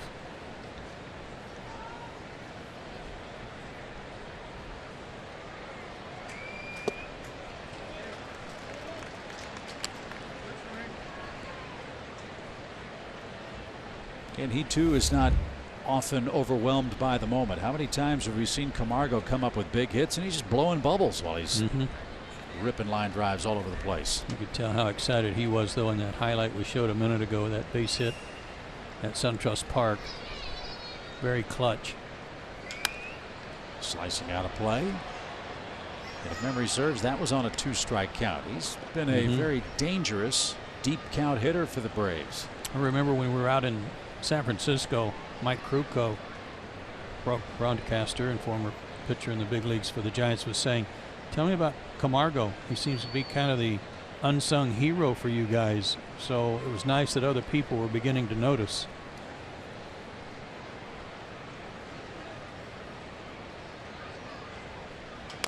That's banged toward first. Easy play for Hoskins. And the Braves are out of luck in the 6th. 2, 3, and 4 coming up for the Phillies.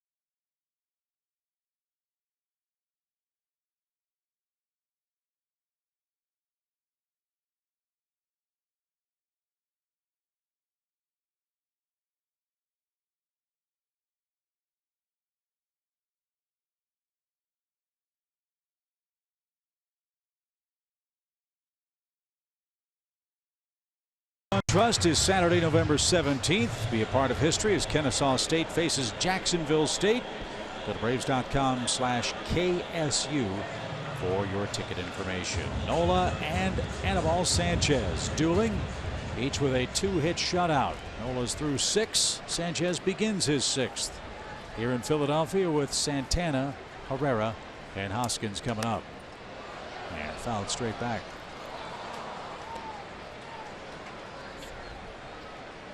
Final game of the regular season is tomorrow. Kevin Gossman will pitch for the Braves. Left-hander Ranger Suarez will be the first of many, we think, for Philadelphia as Santana beats the shift. A soft single into left field provides Philadelphia with its second leadoff man aboard in tonight's game.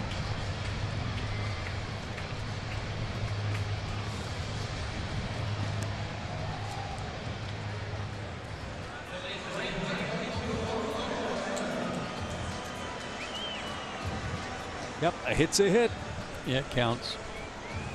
The third for the Phillies. Herrera's hit the ball on the ground twice. Once more here might turn into a double play.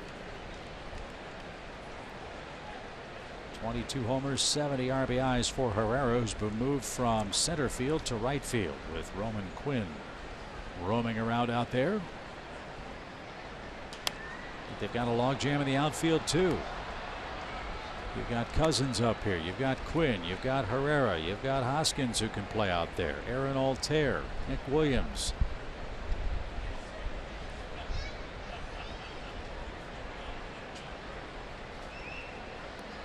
First two batters of the inning have tried to ambush that first pitch, maybe hit it out of the ballpark. No luck, but then Santana dumps one in, fights it off.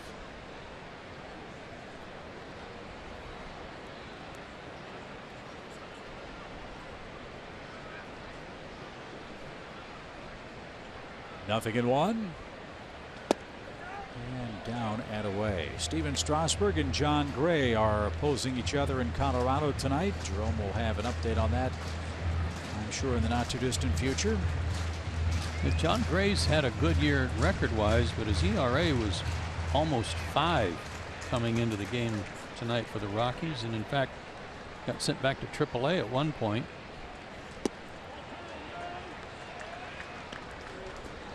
Last start, Gray beat the Phillies on their just completed road trip to Philadelphia. Pitched great, gave up a run in 7 innings. Before that, his previous 3 starts, 5 homers, 9 walks, 15 hits in 10 innings.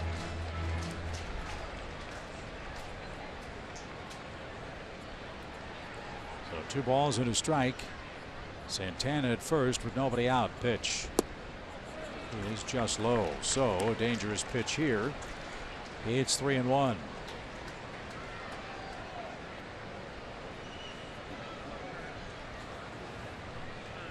Again, with the wind blowing in, straight in for the most part, I don't know if anybody's going to be able to hit a high towering drive out of the park.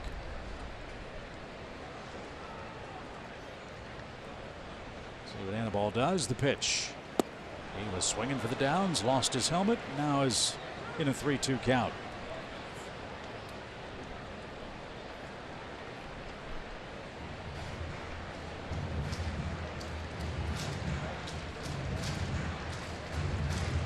Action has begun in the Braves bullpen. Looks like Johnny Vetters is up.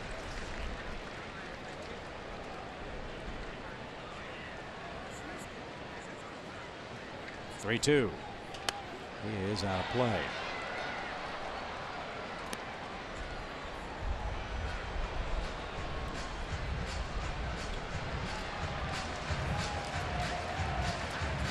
Remember last year, I think it was last year, not beginning of this season, when Herrera from that odd stance went into his leg kick and his foot came down and the pitch hadn't even been thrown yet. He had to call time. Remember that? Yes. To say he was in a bit of a hurry and a little out front would be an understatement on that occasion.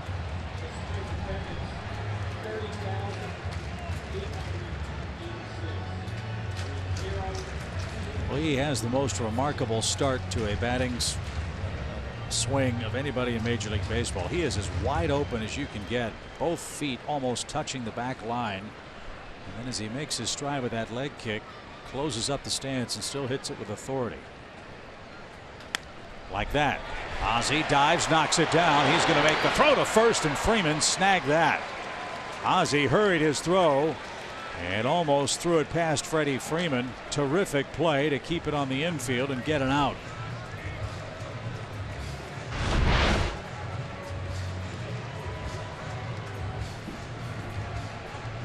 Like he was looking at his hand because he slid on the infield dirt and maybe scraped it a little bit.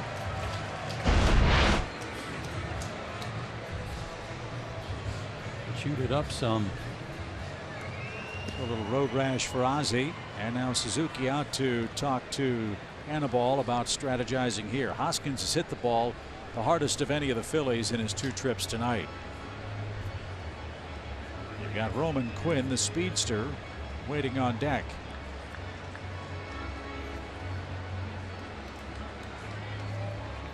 If you are not going to pitch to him, if you're going to pitch around him, okay, but boy, you've got to make sure it's way around him. We can see if he'll try to get himself out after a pitch or two. If not, move him along. We'll see how the Braves play it. And ball one. This guy's on his way to a great career with the Phillies. He and Aaron Judge, the only players with 50 or more homers and 120 or more walks after 200 games. Like Rhys Hoskins, Aaron Judge, as you know, has tremendous power. Hoskins is their Roberto Clemente nominee from their team too.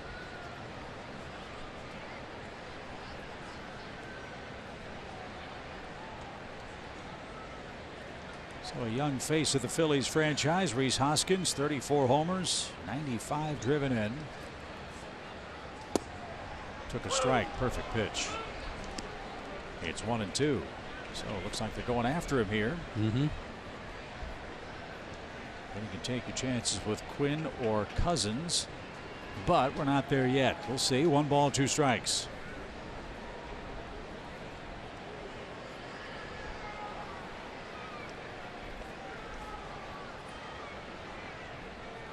There's the floater, and he couldn't stay back. Swing and a miss. 6 strikeouts for Anibal. Let's check in with Jerome. He's got a game break.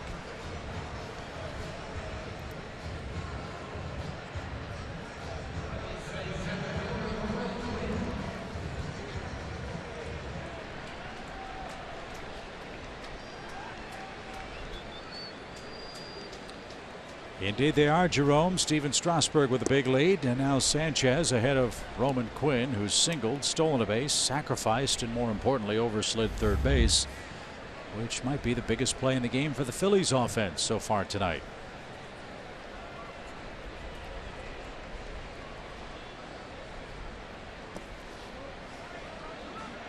Nice stop. 1 ball, 1 strike. So it's Washington 5, Colorado nothing in the second. Dodgers beat the Giants 10-6. Buehler and Suarez in San Fran tomorrow. Max Scherzer said if that game means something in Colorado on Sunday, he's taking the ball for the Nationals. But as you know, a 5-run lead at Coors Field in the second inning is not that big a lead. Not against that high-powered Colorado offense, which is sizzling hot. No, it's certainly not. And Max Scherzer better be ready, because it's going to have a big impact tomorrow.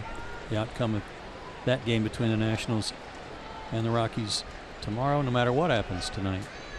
So the 1-2 pitch is up and away for Roman Quinn.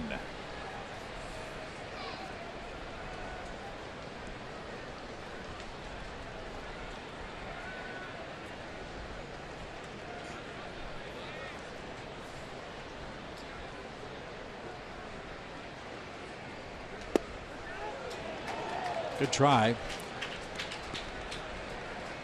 Jordan Baker's had a very consistent zone. That pitch has been called a ball for both Nola and Anibal all night. And it was off the plate.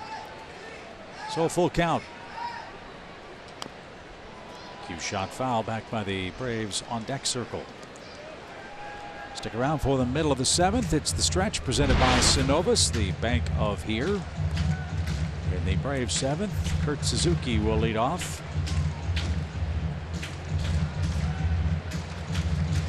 Sanchez doing what he's done all year for the Braves. Quality innings, gutty innings on the road.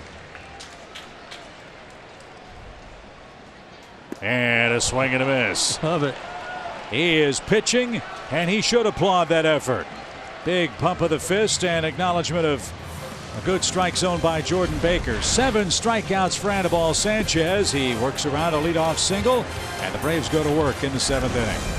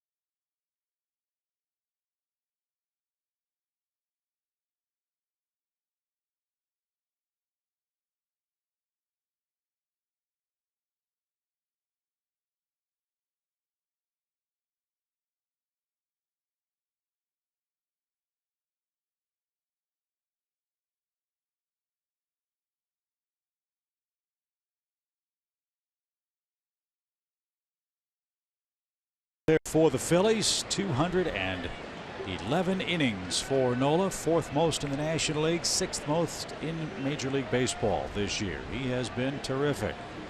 224 strikeouts for the Phillies right-hander, including 8 tonight. He has walked 4. Braves had a few leadoff men on tonight, but couldn't do anything with them. Had one aboard in the 1st, the 2nd, the 4th, and the 5th. You know, 2nd and 3rd and 1 out in the 2nd inning and couldn't score was a big difference in this game right now. Couple of strikeouts for Nola took the Braves out of that inning. And that missed inside for an even count.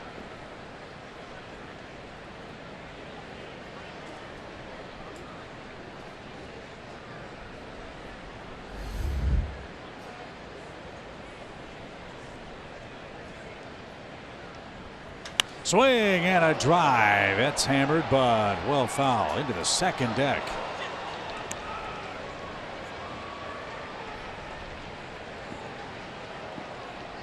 He just missed. 1-2. And again, in September, the home run ball has been problematic for Aaron Nola.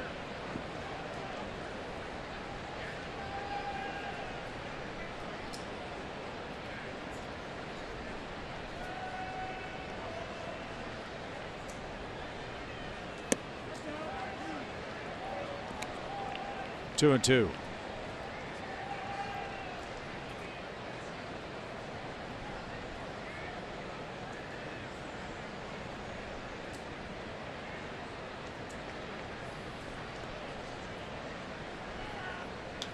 That's hit toward 3rd. Santana nearly fell down, but he makes the play. Suzuki's retired, 1 out. Almost looked like he had to look at his glove to make sure he caught it. And then he sort of stumbled too. He's got a good arm. Former catcher.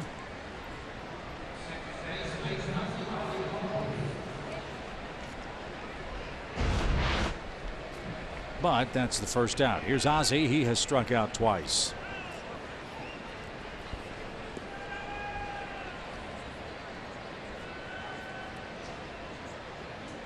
Ozzie, the first younger than 21-year-old player with 40 or more doubles since Manny Machado.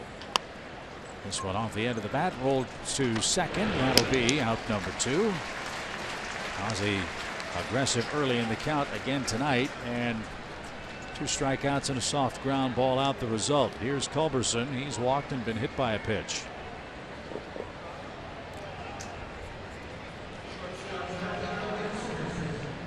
Braves knew they would have their hands full with Aaron Nola. There is a lot on the line in this game for Atlanta.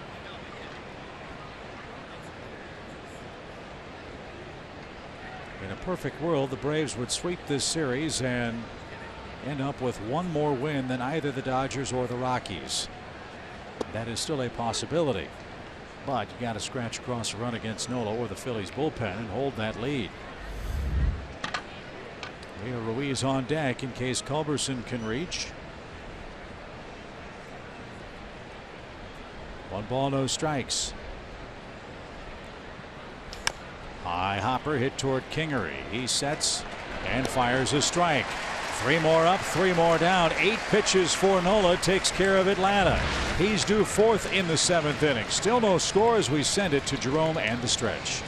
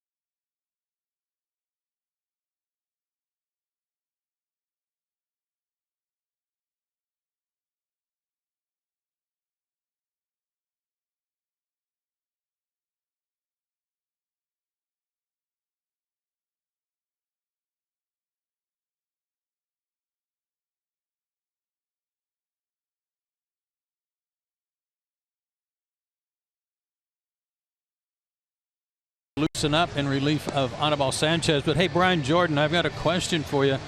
In light of the injury to Dansby Swanson, I recall you having a hand injury similar to that. Can you elaborate a little bit on what you had to go through to get it well and how long it took to feel better?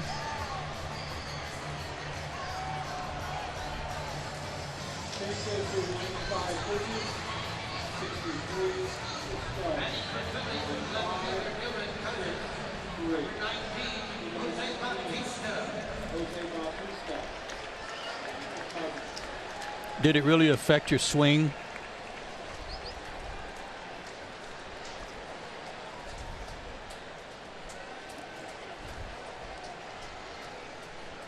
All right, thank you.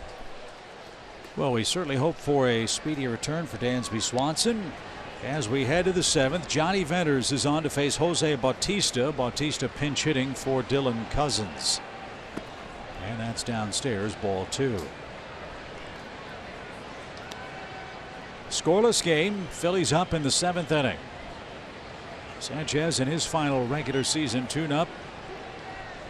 He looks ready. 6 innings, 3 hits, no runs, 3 walks, 7 strikeouts. I'll tell you this. How about the starting pitching? That's about what I was going to say. The starters on this road trip have pitched great in all the games so far, but not what Johnny wanted to do, and we've seen this a lot from him and from others in the bullpen. First batter faced, and it's a 4-pitch walk, and that puts everybody on edge. So let's see what Kingery can do. Will he be bunting?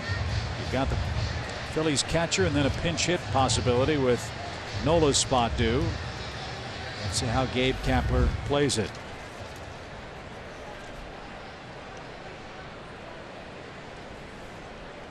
For the 3rd time the Phillies have had the leadoff man aboard tonight. Big lead at first by Bautista. The pitch. It is a bunt. It's a good bunt. Venters with a bare hand. His throw is late. Kingery with a bunt single. And now the Phillies have the luxury, if they want, of bunting again. Great sacrifice. Left-handed pitcher falling off to the third base side of the mound. Long way to go. No chance to get a fast runner.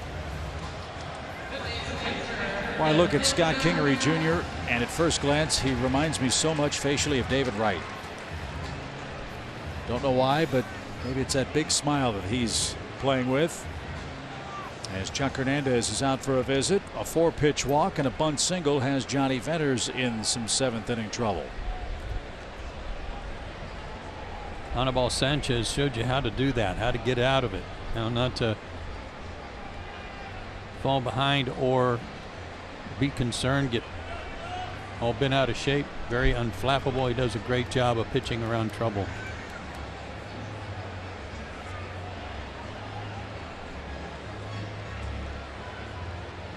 Johnny, so we'll see how Phillies play it here. Sorry, Joe. Yeah, sorry for interrupting you, but Johnny's very good at this too. I mean, in terms of keeping his emotions in check. You rarely see him get really fired up and worrisome. So 5 pitches into the home 7th. Phillies have 2 aboard. First time they've had back-to-back runners reach base in this game since the 2nd inning. And another bunt. There'll be 1 play. And it's a sacrifice. 2nd and 3rd, 1 out. And it'll be Wilson Ramos grabbing a bat. And the Phillies have a golden opportunity of their own. This is the ultimate small ball inning. A walk and 2 bunts. Yeah, 2 excellent jobs of executing by Kingery and Knapp.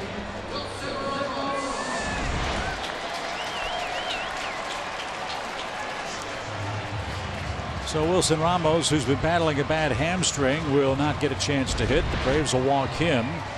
They'll set up a double play. A Philly runner at every base now, and Cesar Hernandez coming up.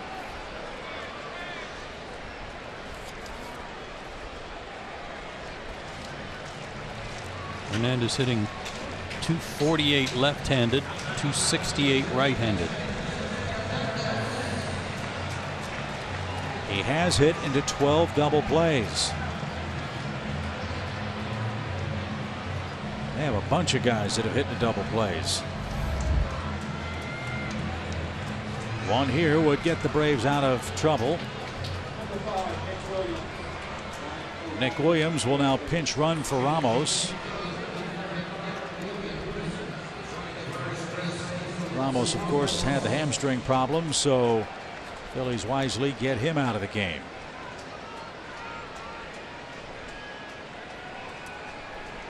So it's Hernandez from the right side. He's batted left-handed all night long tonight.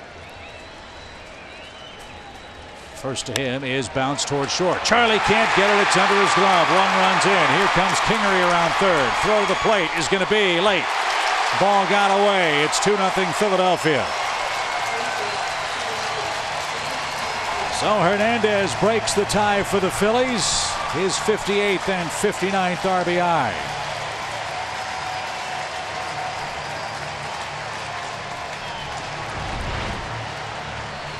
Looked like Charlie's going to have a chance to get a double play started, perhaps to his backhand. Playing in just a little bit, cut down on his range, and it got under his glove. It's a great base running by Kingery to cut the corner at third and get in there.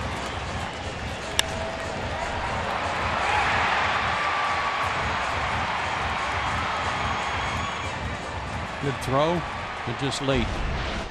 So Nola now a chance to win the game as the Phillies have scored the first 2 runs. And here's Santana. He turns around to hit right-handed. Stop me if you've heard me say this before, Braves country, but a walk is a rally, right? And that's exactly how the 7th inning started. 4-pitch walk to Jose Bautista. 5 batters later, the Phillies lead 2-0. So Nola went 7 innings of shutout ball tonight. 4 walks, 8 strikeouts, and only 2 hits.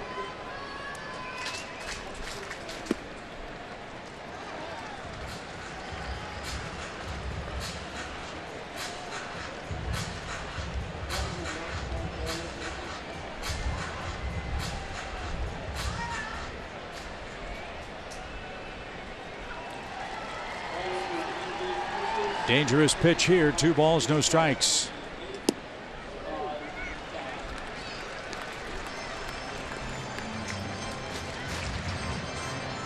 Dan Winkler is up in the Braves bullpen. That hoping Vetters can get that sinker to work. 3 balls, no strikes.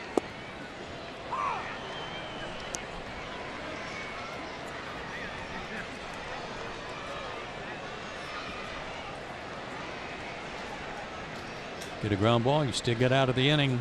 Only 2.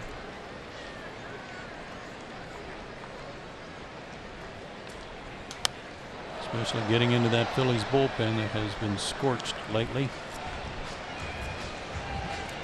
Braves have 6 outs left. Phillies have broken through in the 7th. Hector Neris, who has been a different man since coming back from AAA. And another walk. 3rd of the inning for Vetters. And again, the Phillies have him loaded. Not what Johnny had in mind in what could be his final appearance before postseason action.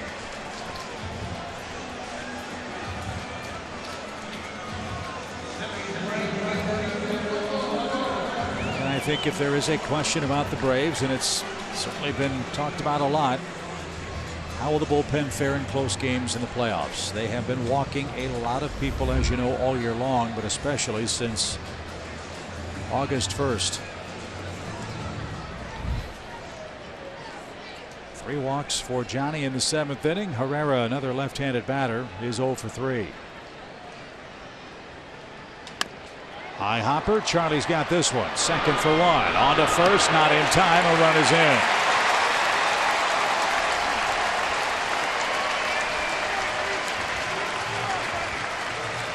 So Herrera beats the play at first. He's aboard with a force out. Give him his 71st RBI. Hernandez moves up to third. Williams scores the third run of the inning, and that'll be the end of the night for Johnny Venters. He went 2/3 of an inning. He walked 3 and surrendered 2 hits. Phillies lead at 3-0. The 7th continues after a break.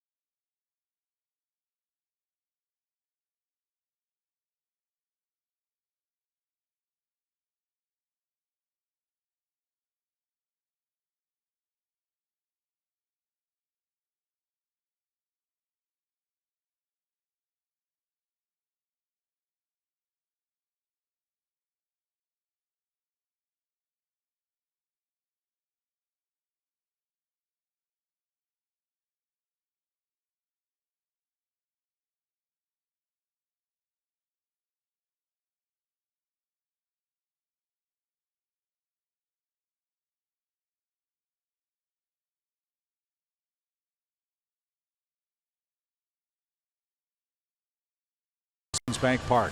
Visit Synovus for your banking, lending, and investing needs. Synovus, the bank of here. Chip and Joe with you from Philadelphia.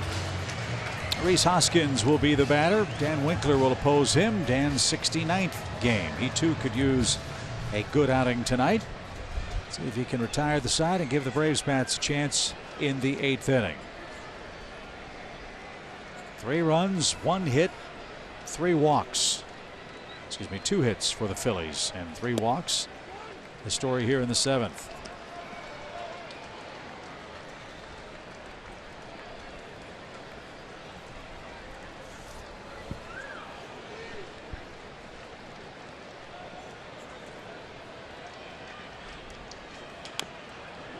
That's fouled at the plate. Dan was in a game at New York 4 days ago.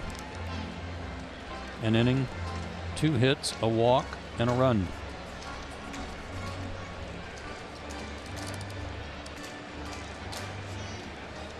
Hoskins last year had a super rookie season. 18 homers, 48 RBIs. He did that in 50 games.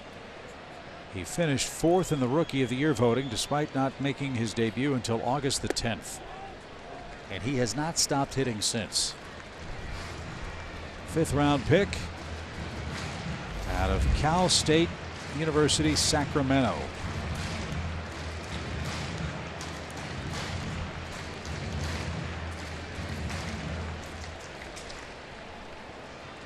Two balls, 1 strike.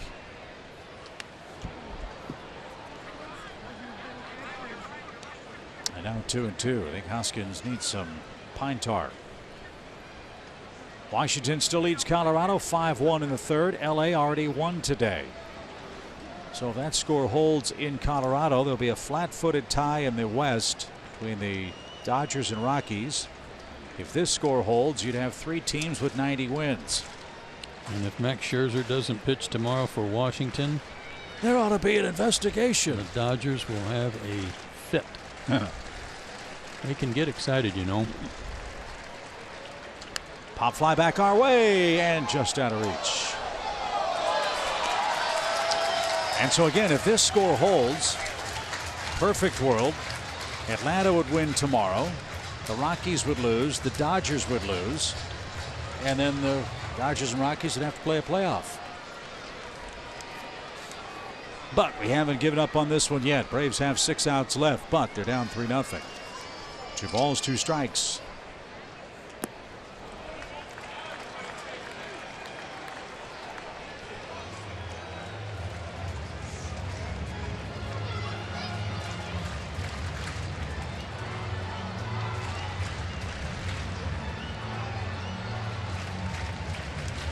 Cesar Hernandez, the runner at third. He had the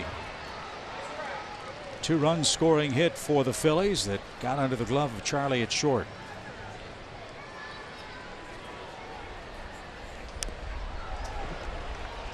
Herrera was running with the full count pitch. He'll head back to first.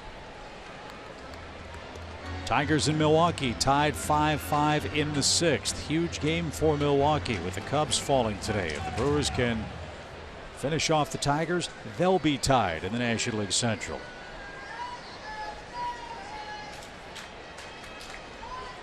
Give Detroit credit. Playing like they're the team trying to get into the postseason. With Ron Gardenhire at the helm of the Tigers, that does not surprise me a bit. Not at all.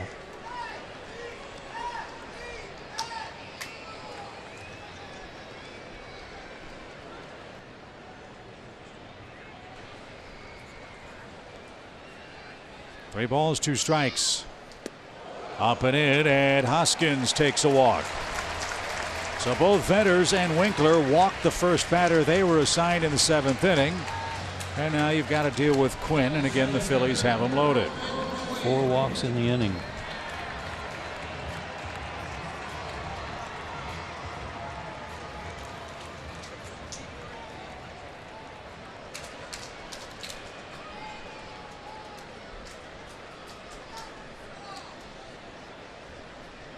So Herrera at second, Hernandez at third, Hoskins at first base.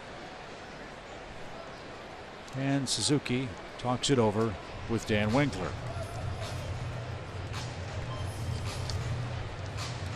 A 4-pitch walk start of the inning. And it's 3-0.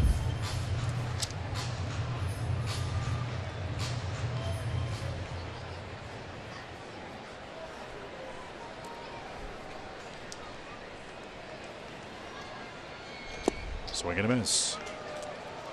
Strike 1 for Quinn. He has shown excellent speed. If he hits a slow roller, better be on your toes, or the Phillies will pick up another run. No balls and a strike.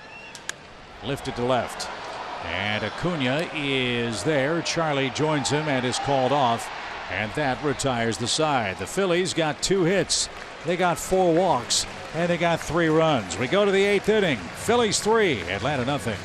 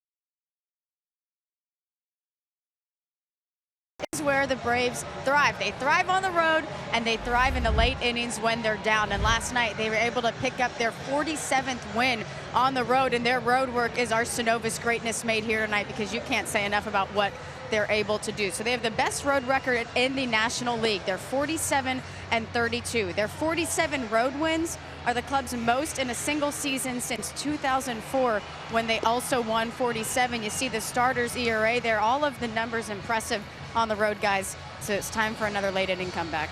Indeed it is, Kelsey. The Braves have, as you said, been 7th, 8th, and 9th inning specialists. But I don't envy him this trip to the plate because Hector Neris is a man reborn after a stint in the minor leagues. He's come in and struck out 32 batters in his last 15 2/3 innings. And was a guy that they were counting on to be that good all season long, but really ran into some problems in the first half of the season. Mid to upper 90s fastball with a lot of split finger pitches. So Rio Ruiz will be the first man that greets him in the 8th inning. Ruiz bats for Winkler, who pitched a third of an inning, walked a batter. Johnny Venters gave up the 3 runs with his 3 walks. Changes defensively for Philadelphia. Jose Bautista stays in the game to play right. Adubel Herrera has moved over to left field. And now Neris, the second Phillies pitcher. And strike 3 at the very top of the strike zone, and 3 pitches retires Ruiz, who didn't think much of that call. So Neris continues his strikeout work. That's how the 8th inning starts, 1 out.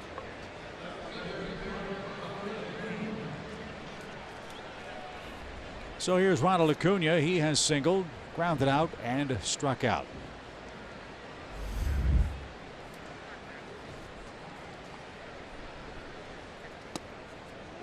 Tonight, Acuna is playing in his 110th Major League game. He has 126 hits for the season. That's pretty special. 26 homers, 63 RBIs.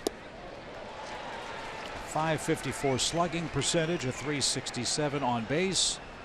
And since moving to the leadoff spot in the second half of the year, he scored 54 Atlanta runs. Can you say Rookie of the Year? I can.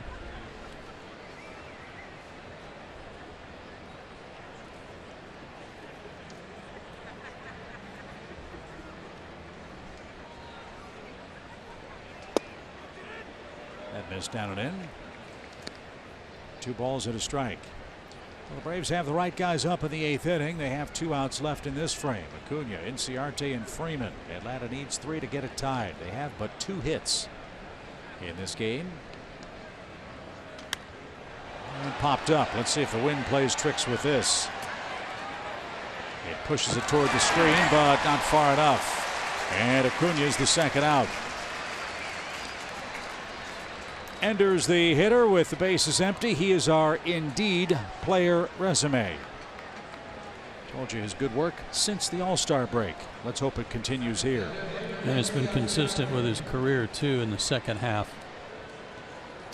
301 average in his career, 305 average in the second half this year.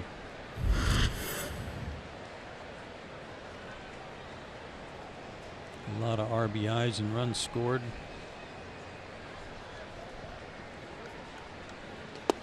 I shortchanged him on his career numbers too. 316. No balls and a strike.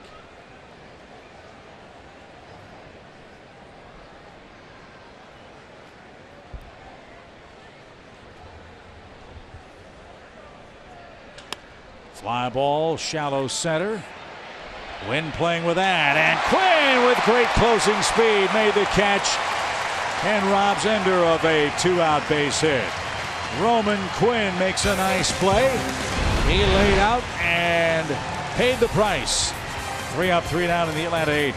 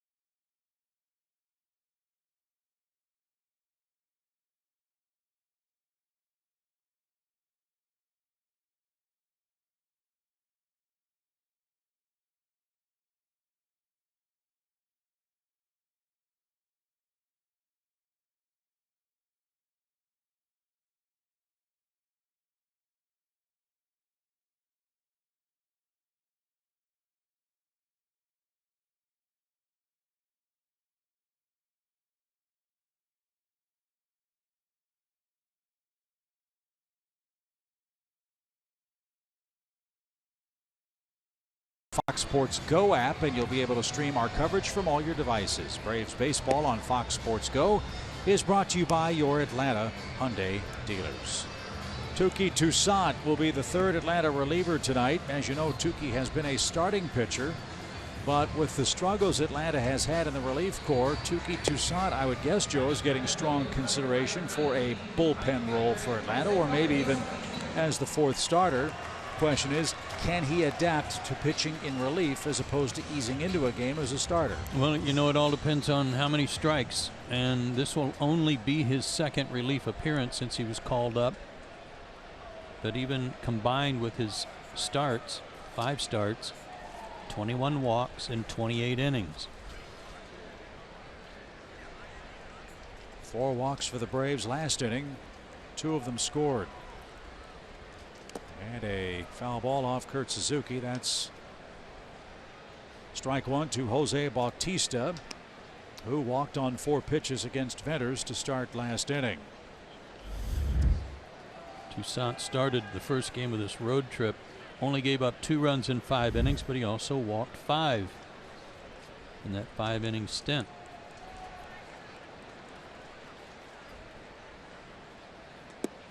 Good hook. He's got that. 0-2.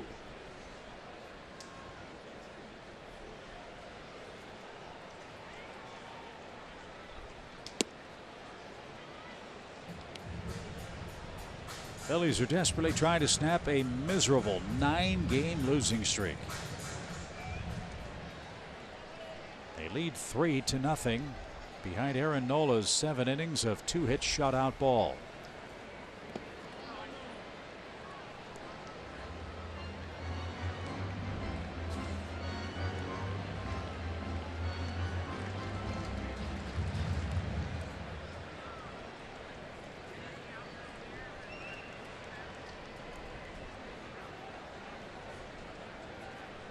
Two balls, 2 strikes.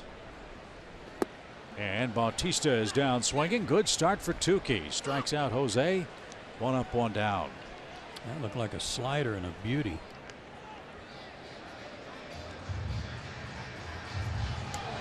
'19 Delta Sky 360 club memberships are on sale. As a club member, you'll take in games in padded field level seats behind the plate. Great services, great amenities, including complimentary in-seat food and beverage service. Go to Braves.com/premium for all the amenities. Link to the Delta Sky 360 Club.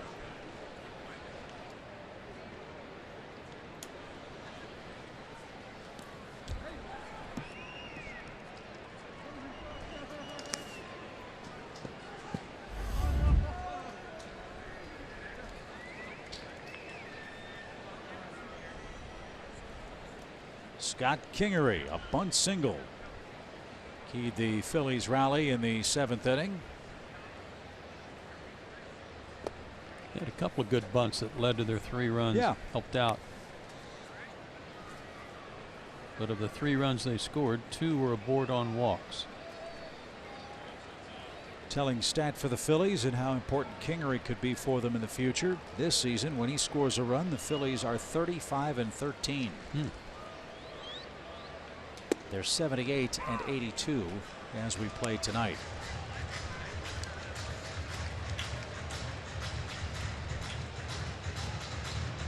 Most hits by a Phillies rookie before the All-Star break since Jimmy Rollins in 2001.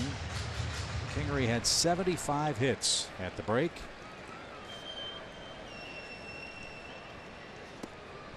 Yeah, I was about to yell real loud because I didn't think Jordan Baker was going to call that breaking ball a strike.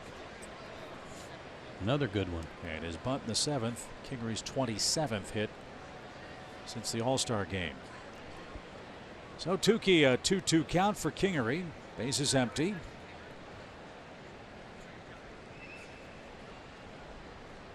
And another good hook. 2 up, 2 down for Touki Toussaint. Back-to-back strikeouts. And Andrew Knapp is coming up. How about the poise of this young man?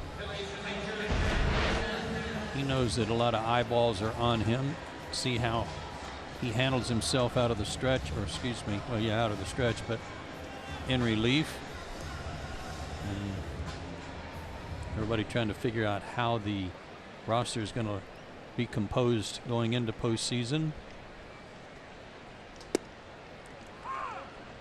Meetings have been ongoing. They will continue tomorrow. They will continue when the Braves get back to Atlanta. They'll probably continue into the wee hours of the morning Tuesday. As it stands now, the first game of the first round for Atlanta will be on Thursday, either at SunTrust Park or in LA or in Colorado. That part we don't know. Yeah. 1 ball, 1 strike. That one around the plate. 2-1. So again, if these scores all hold tonight, the math is very simple. If the Dodgers can lose, if the Rockies can lose, and the Braves can win tomorrow, the Braves would have one more win than those two clubs. And a strike. And then the best of all situations would be the Rockies and Dodgers would have to play Monday and then fly. The winner would fly to Atlanta. But we're not there yet. 2 balls, 2 strikes.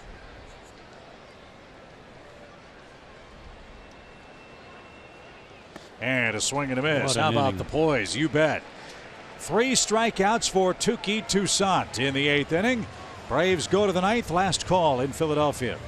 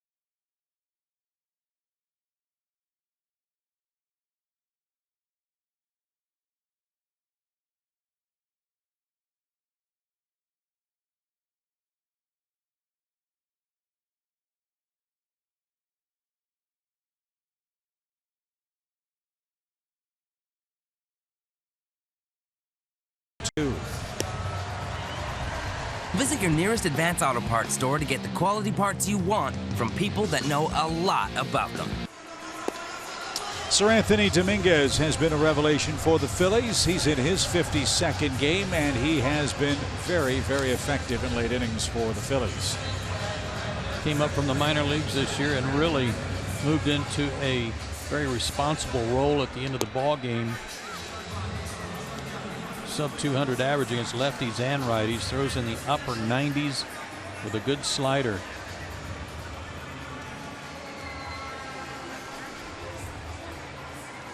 He was recalled on May 7th from Lehigh Valley. Began his career with 15 2/3 scoreless innings.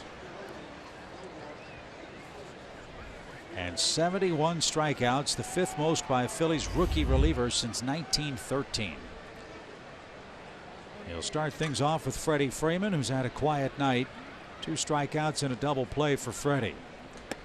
And Dominguez with a blistering fastball at 99, missed high and away, ball 1. Good idea by Freddie. Get on any way you can to get something started. Showed bunt.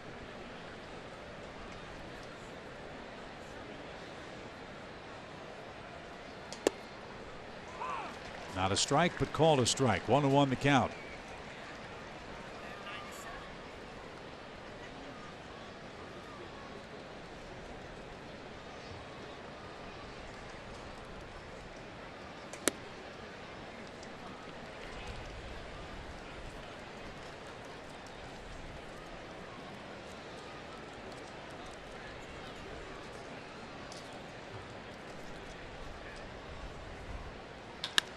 Ground ball, and Hernandez, long throw, got his man. They had him played perfectly, and Freeman is the first out of the 9th inning.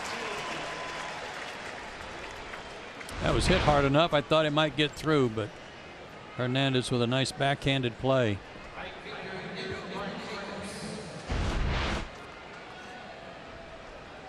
So Sir Anthony Dominguez out of Esperanza of the Dominican Republic gets the first out.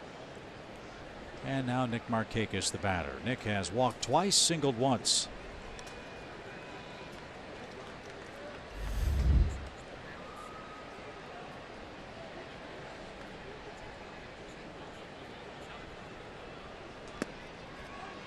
Ball 1.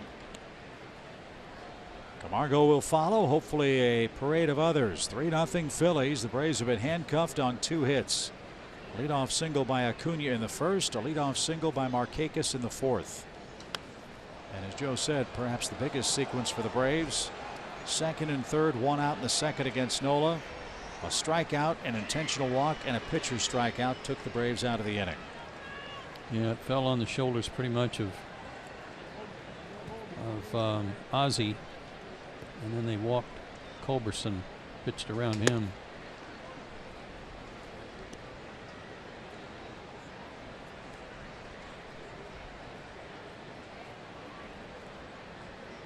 Leading up to this season, Dominguez had been a starting pitcher in the Phillies minor league system. Prior to 2018, 75 games, 54 starts, 21 wins, a 3.11 ERA. And as you would imagine, a lot of strikeouts. But he's behind Markakis 3-1, and now it's a full count.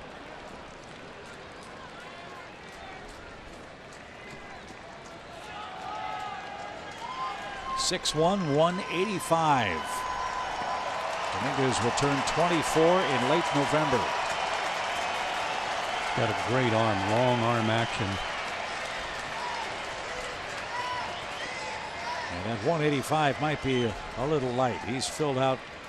Looks very strong, but too strong with that pitch. It's a 1-out walk.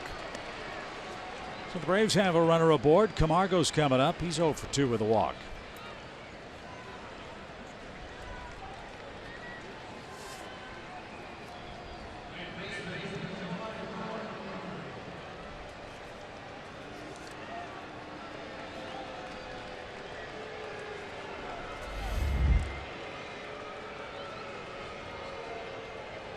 Nola gave the Phillies what they wanted, 7 strong innings in what might be a bullpen game for them tomorrow.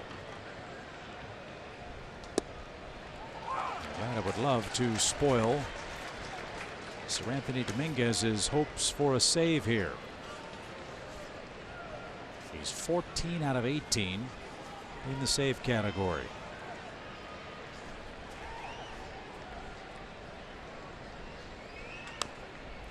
Ranger Suarez pitching tomorrow has made 2 starts out of his 3 appearances, but not sure how long they expect him to go. They could use everybody down there. 30,886 the turnstile count tonight. Camargo down to his last strike. And he swung at a ball in the dirt. Did that hit him on the foot? And yeah, they're going to say he is out on a swing and a miss. The ball hit him, but he swung at it. And even though he was hit by the pitch, by offering at it, that is a strikeout. And with the ball hitting him, it's a dead ball, so Markakis has to stay at first. We've said it before. He swung at a pitch to keep it from hitting him. He wasn't able to keep that one from hitting him, but he did swing.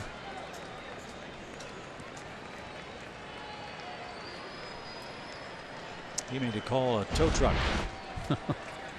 So the Braves are down to their last out. Suzuki the batter. Kurtz 0 for 3. And in for a strike.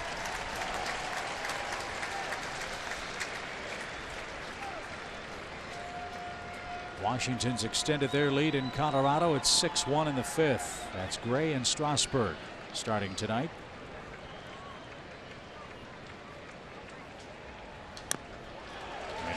wants home field advantage. They have to win tomorrow and get some help.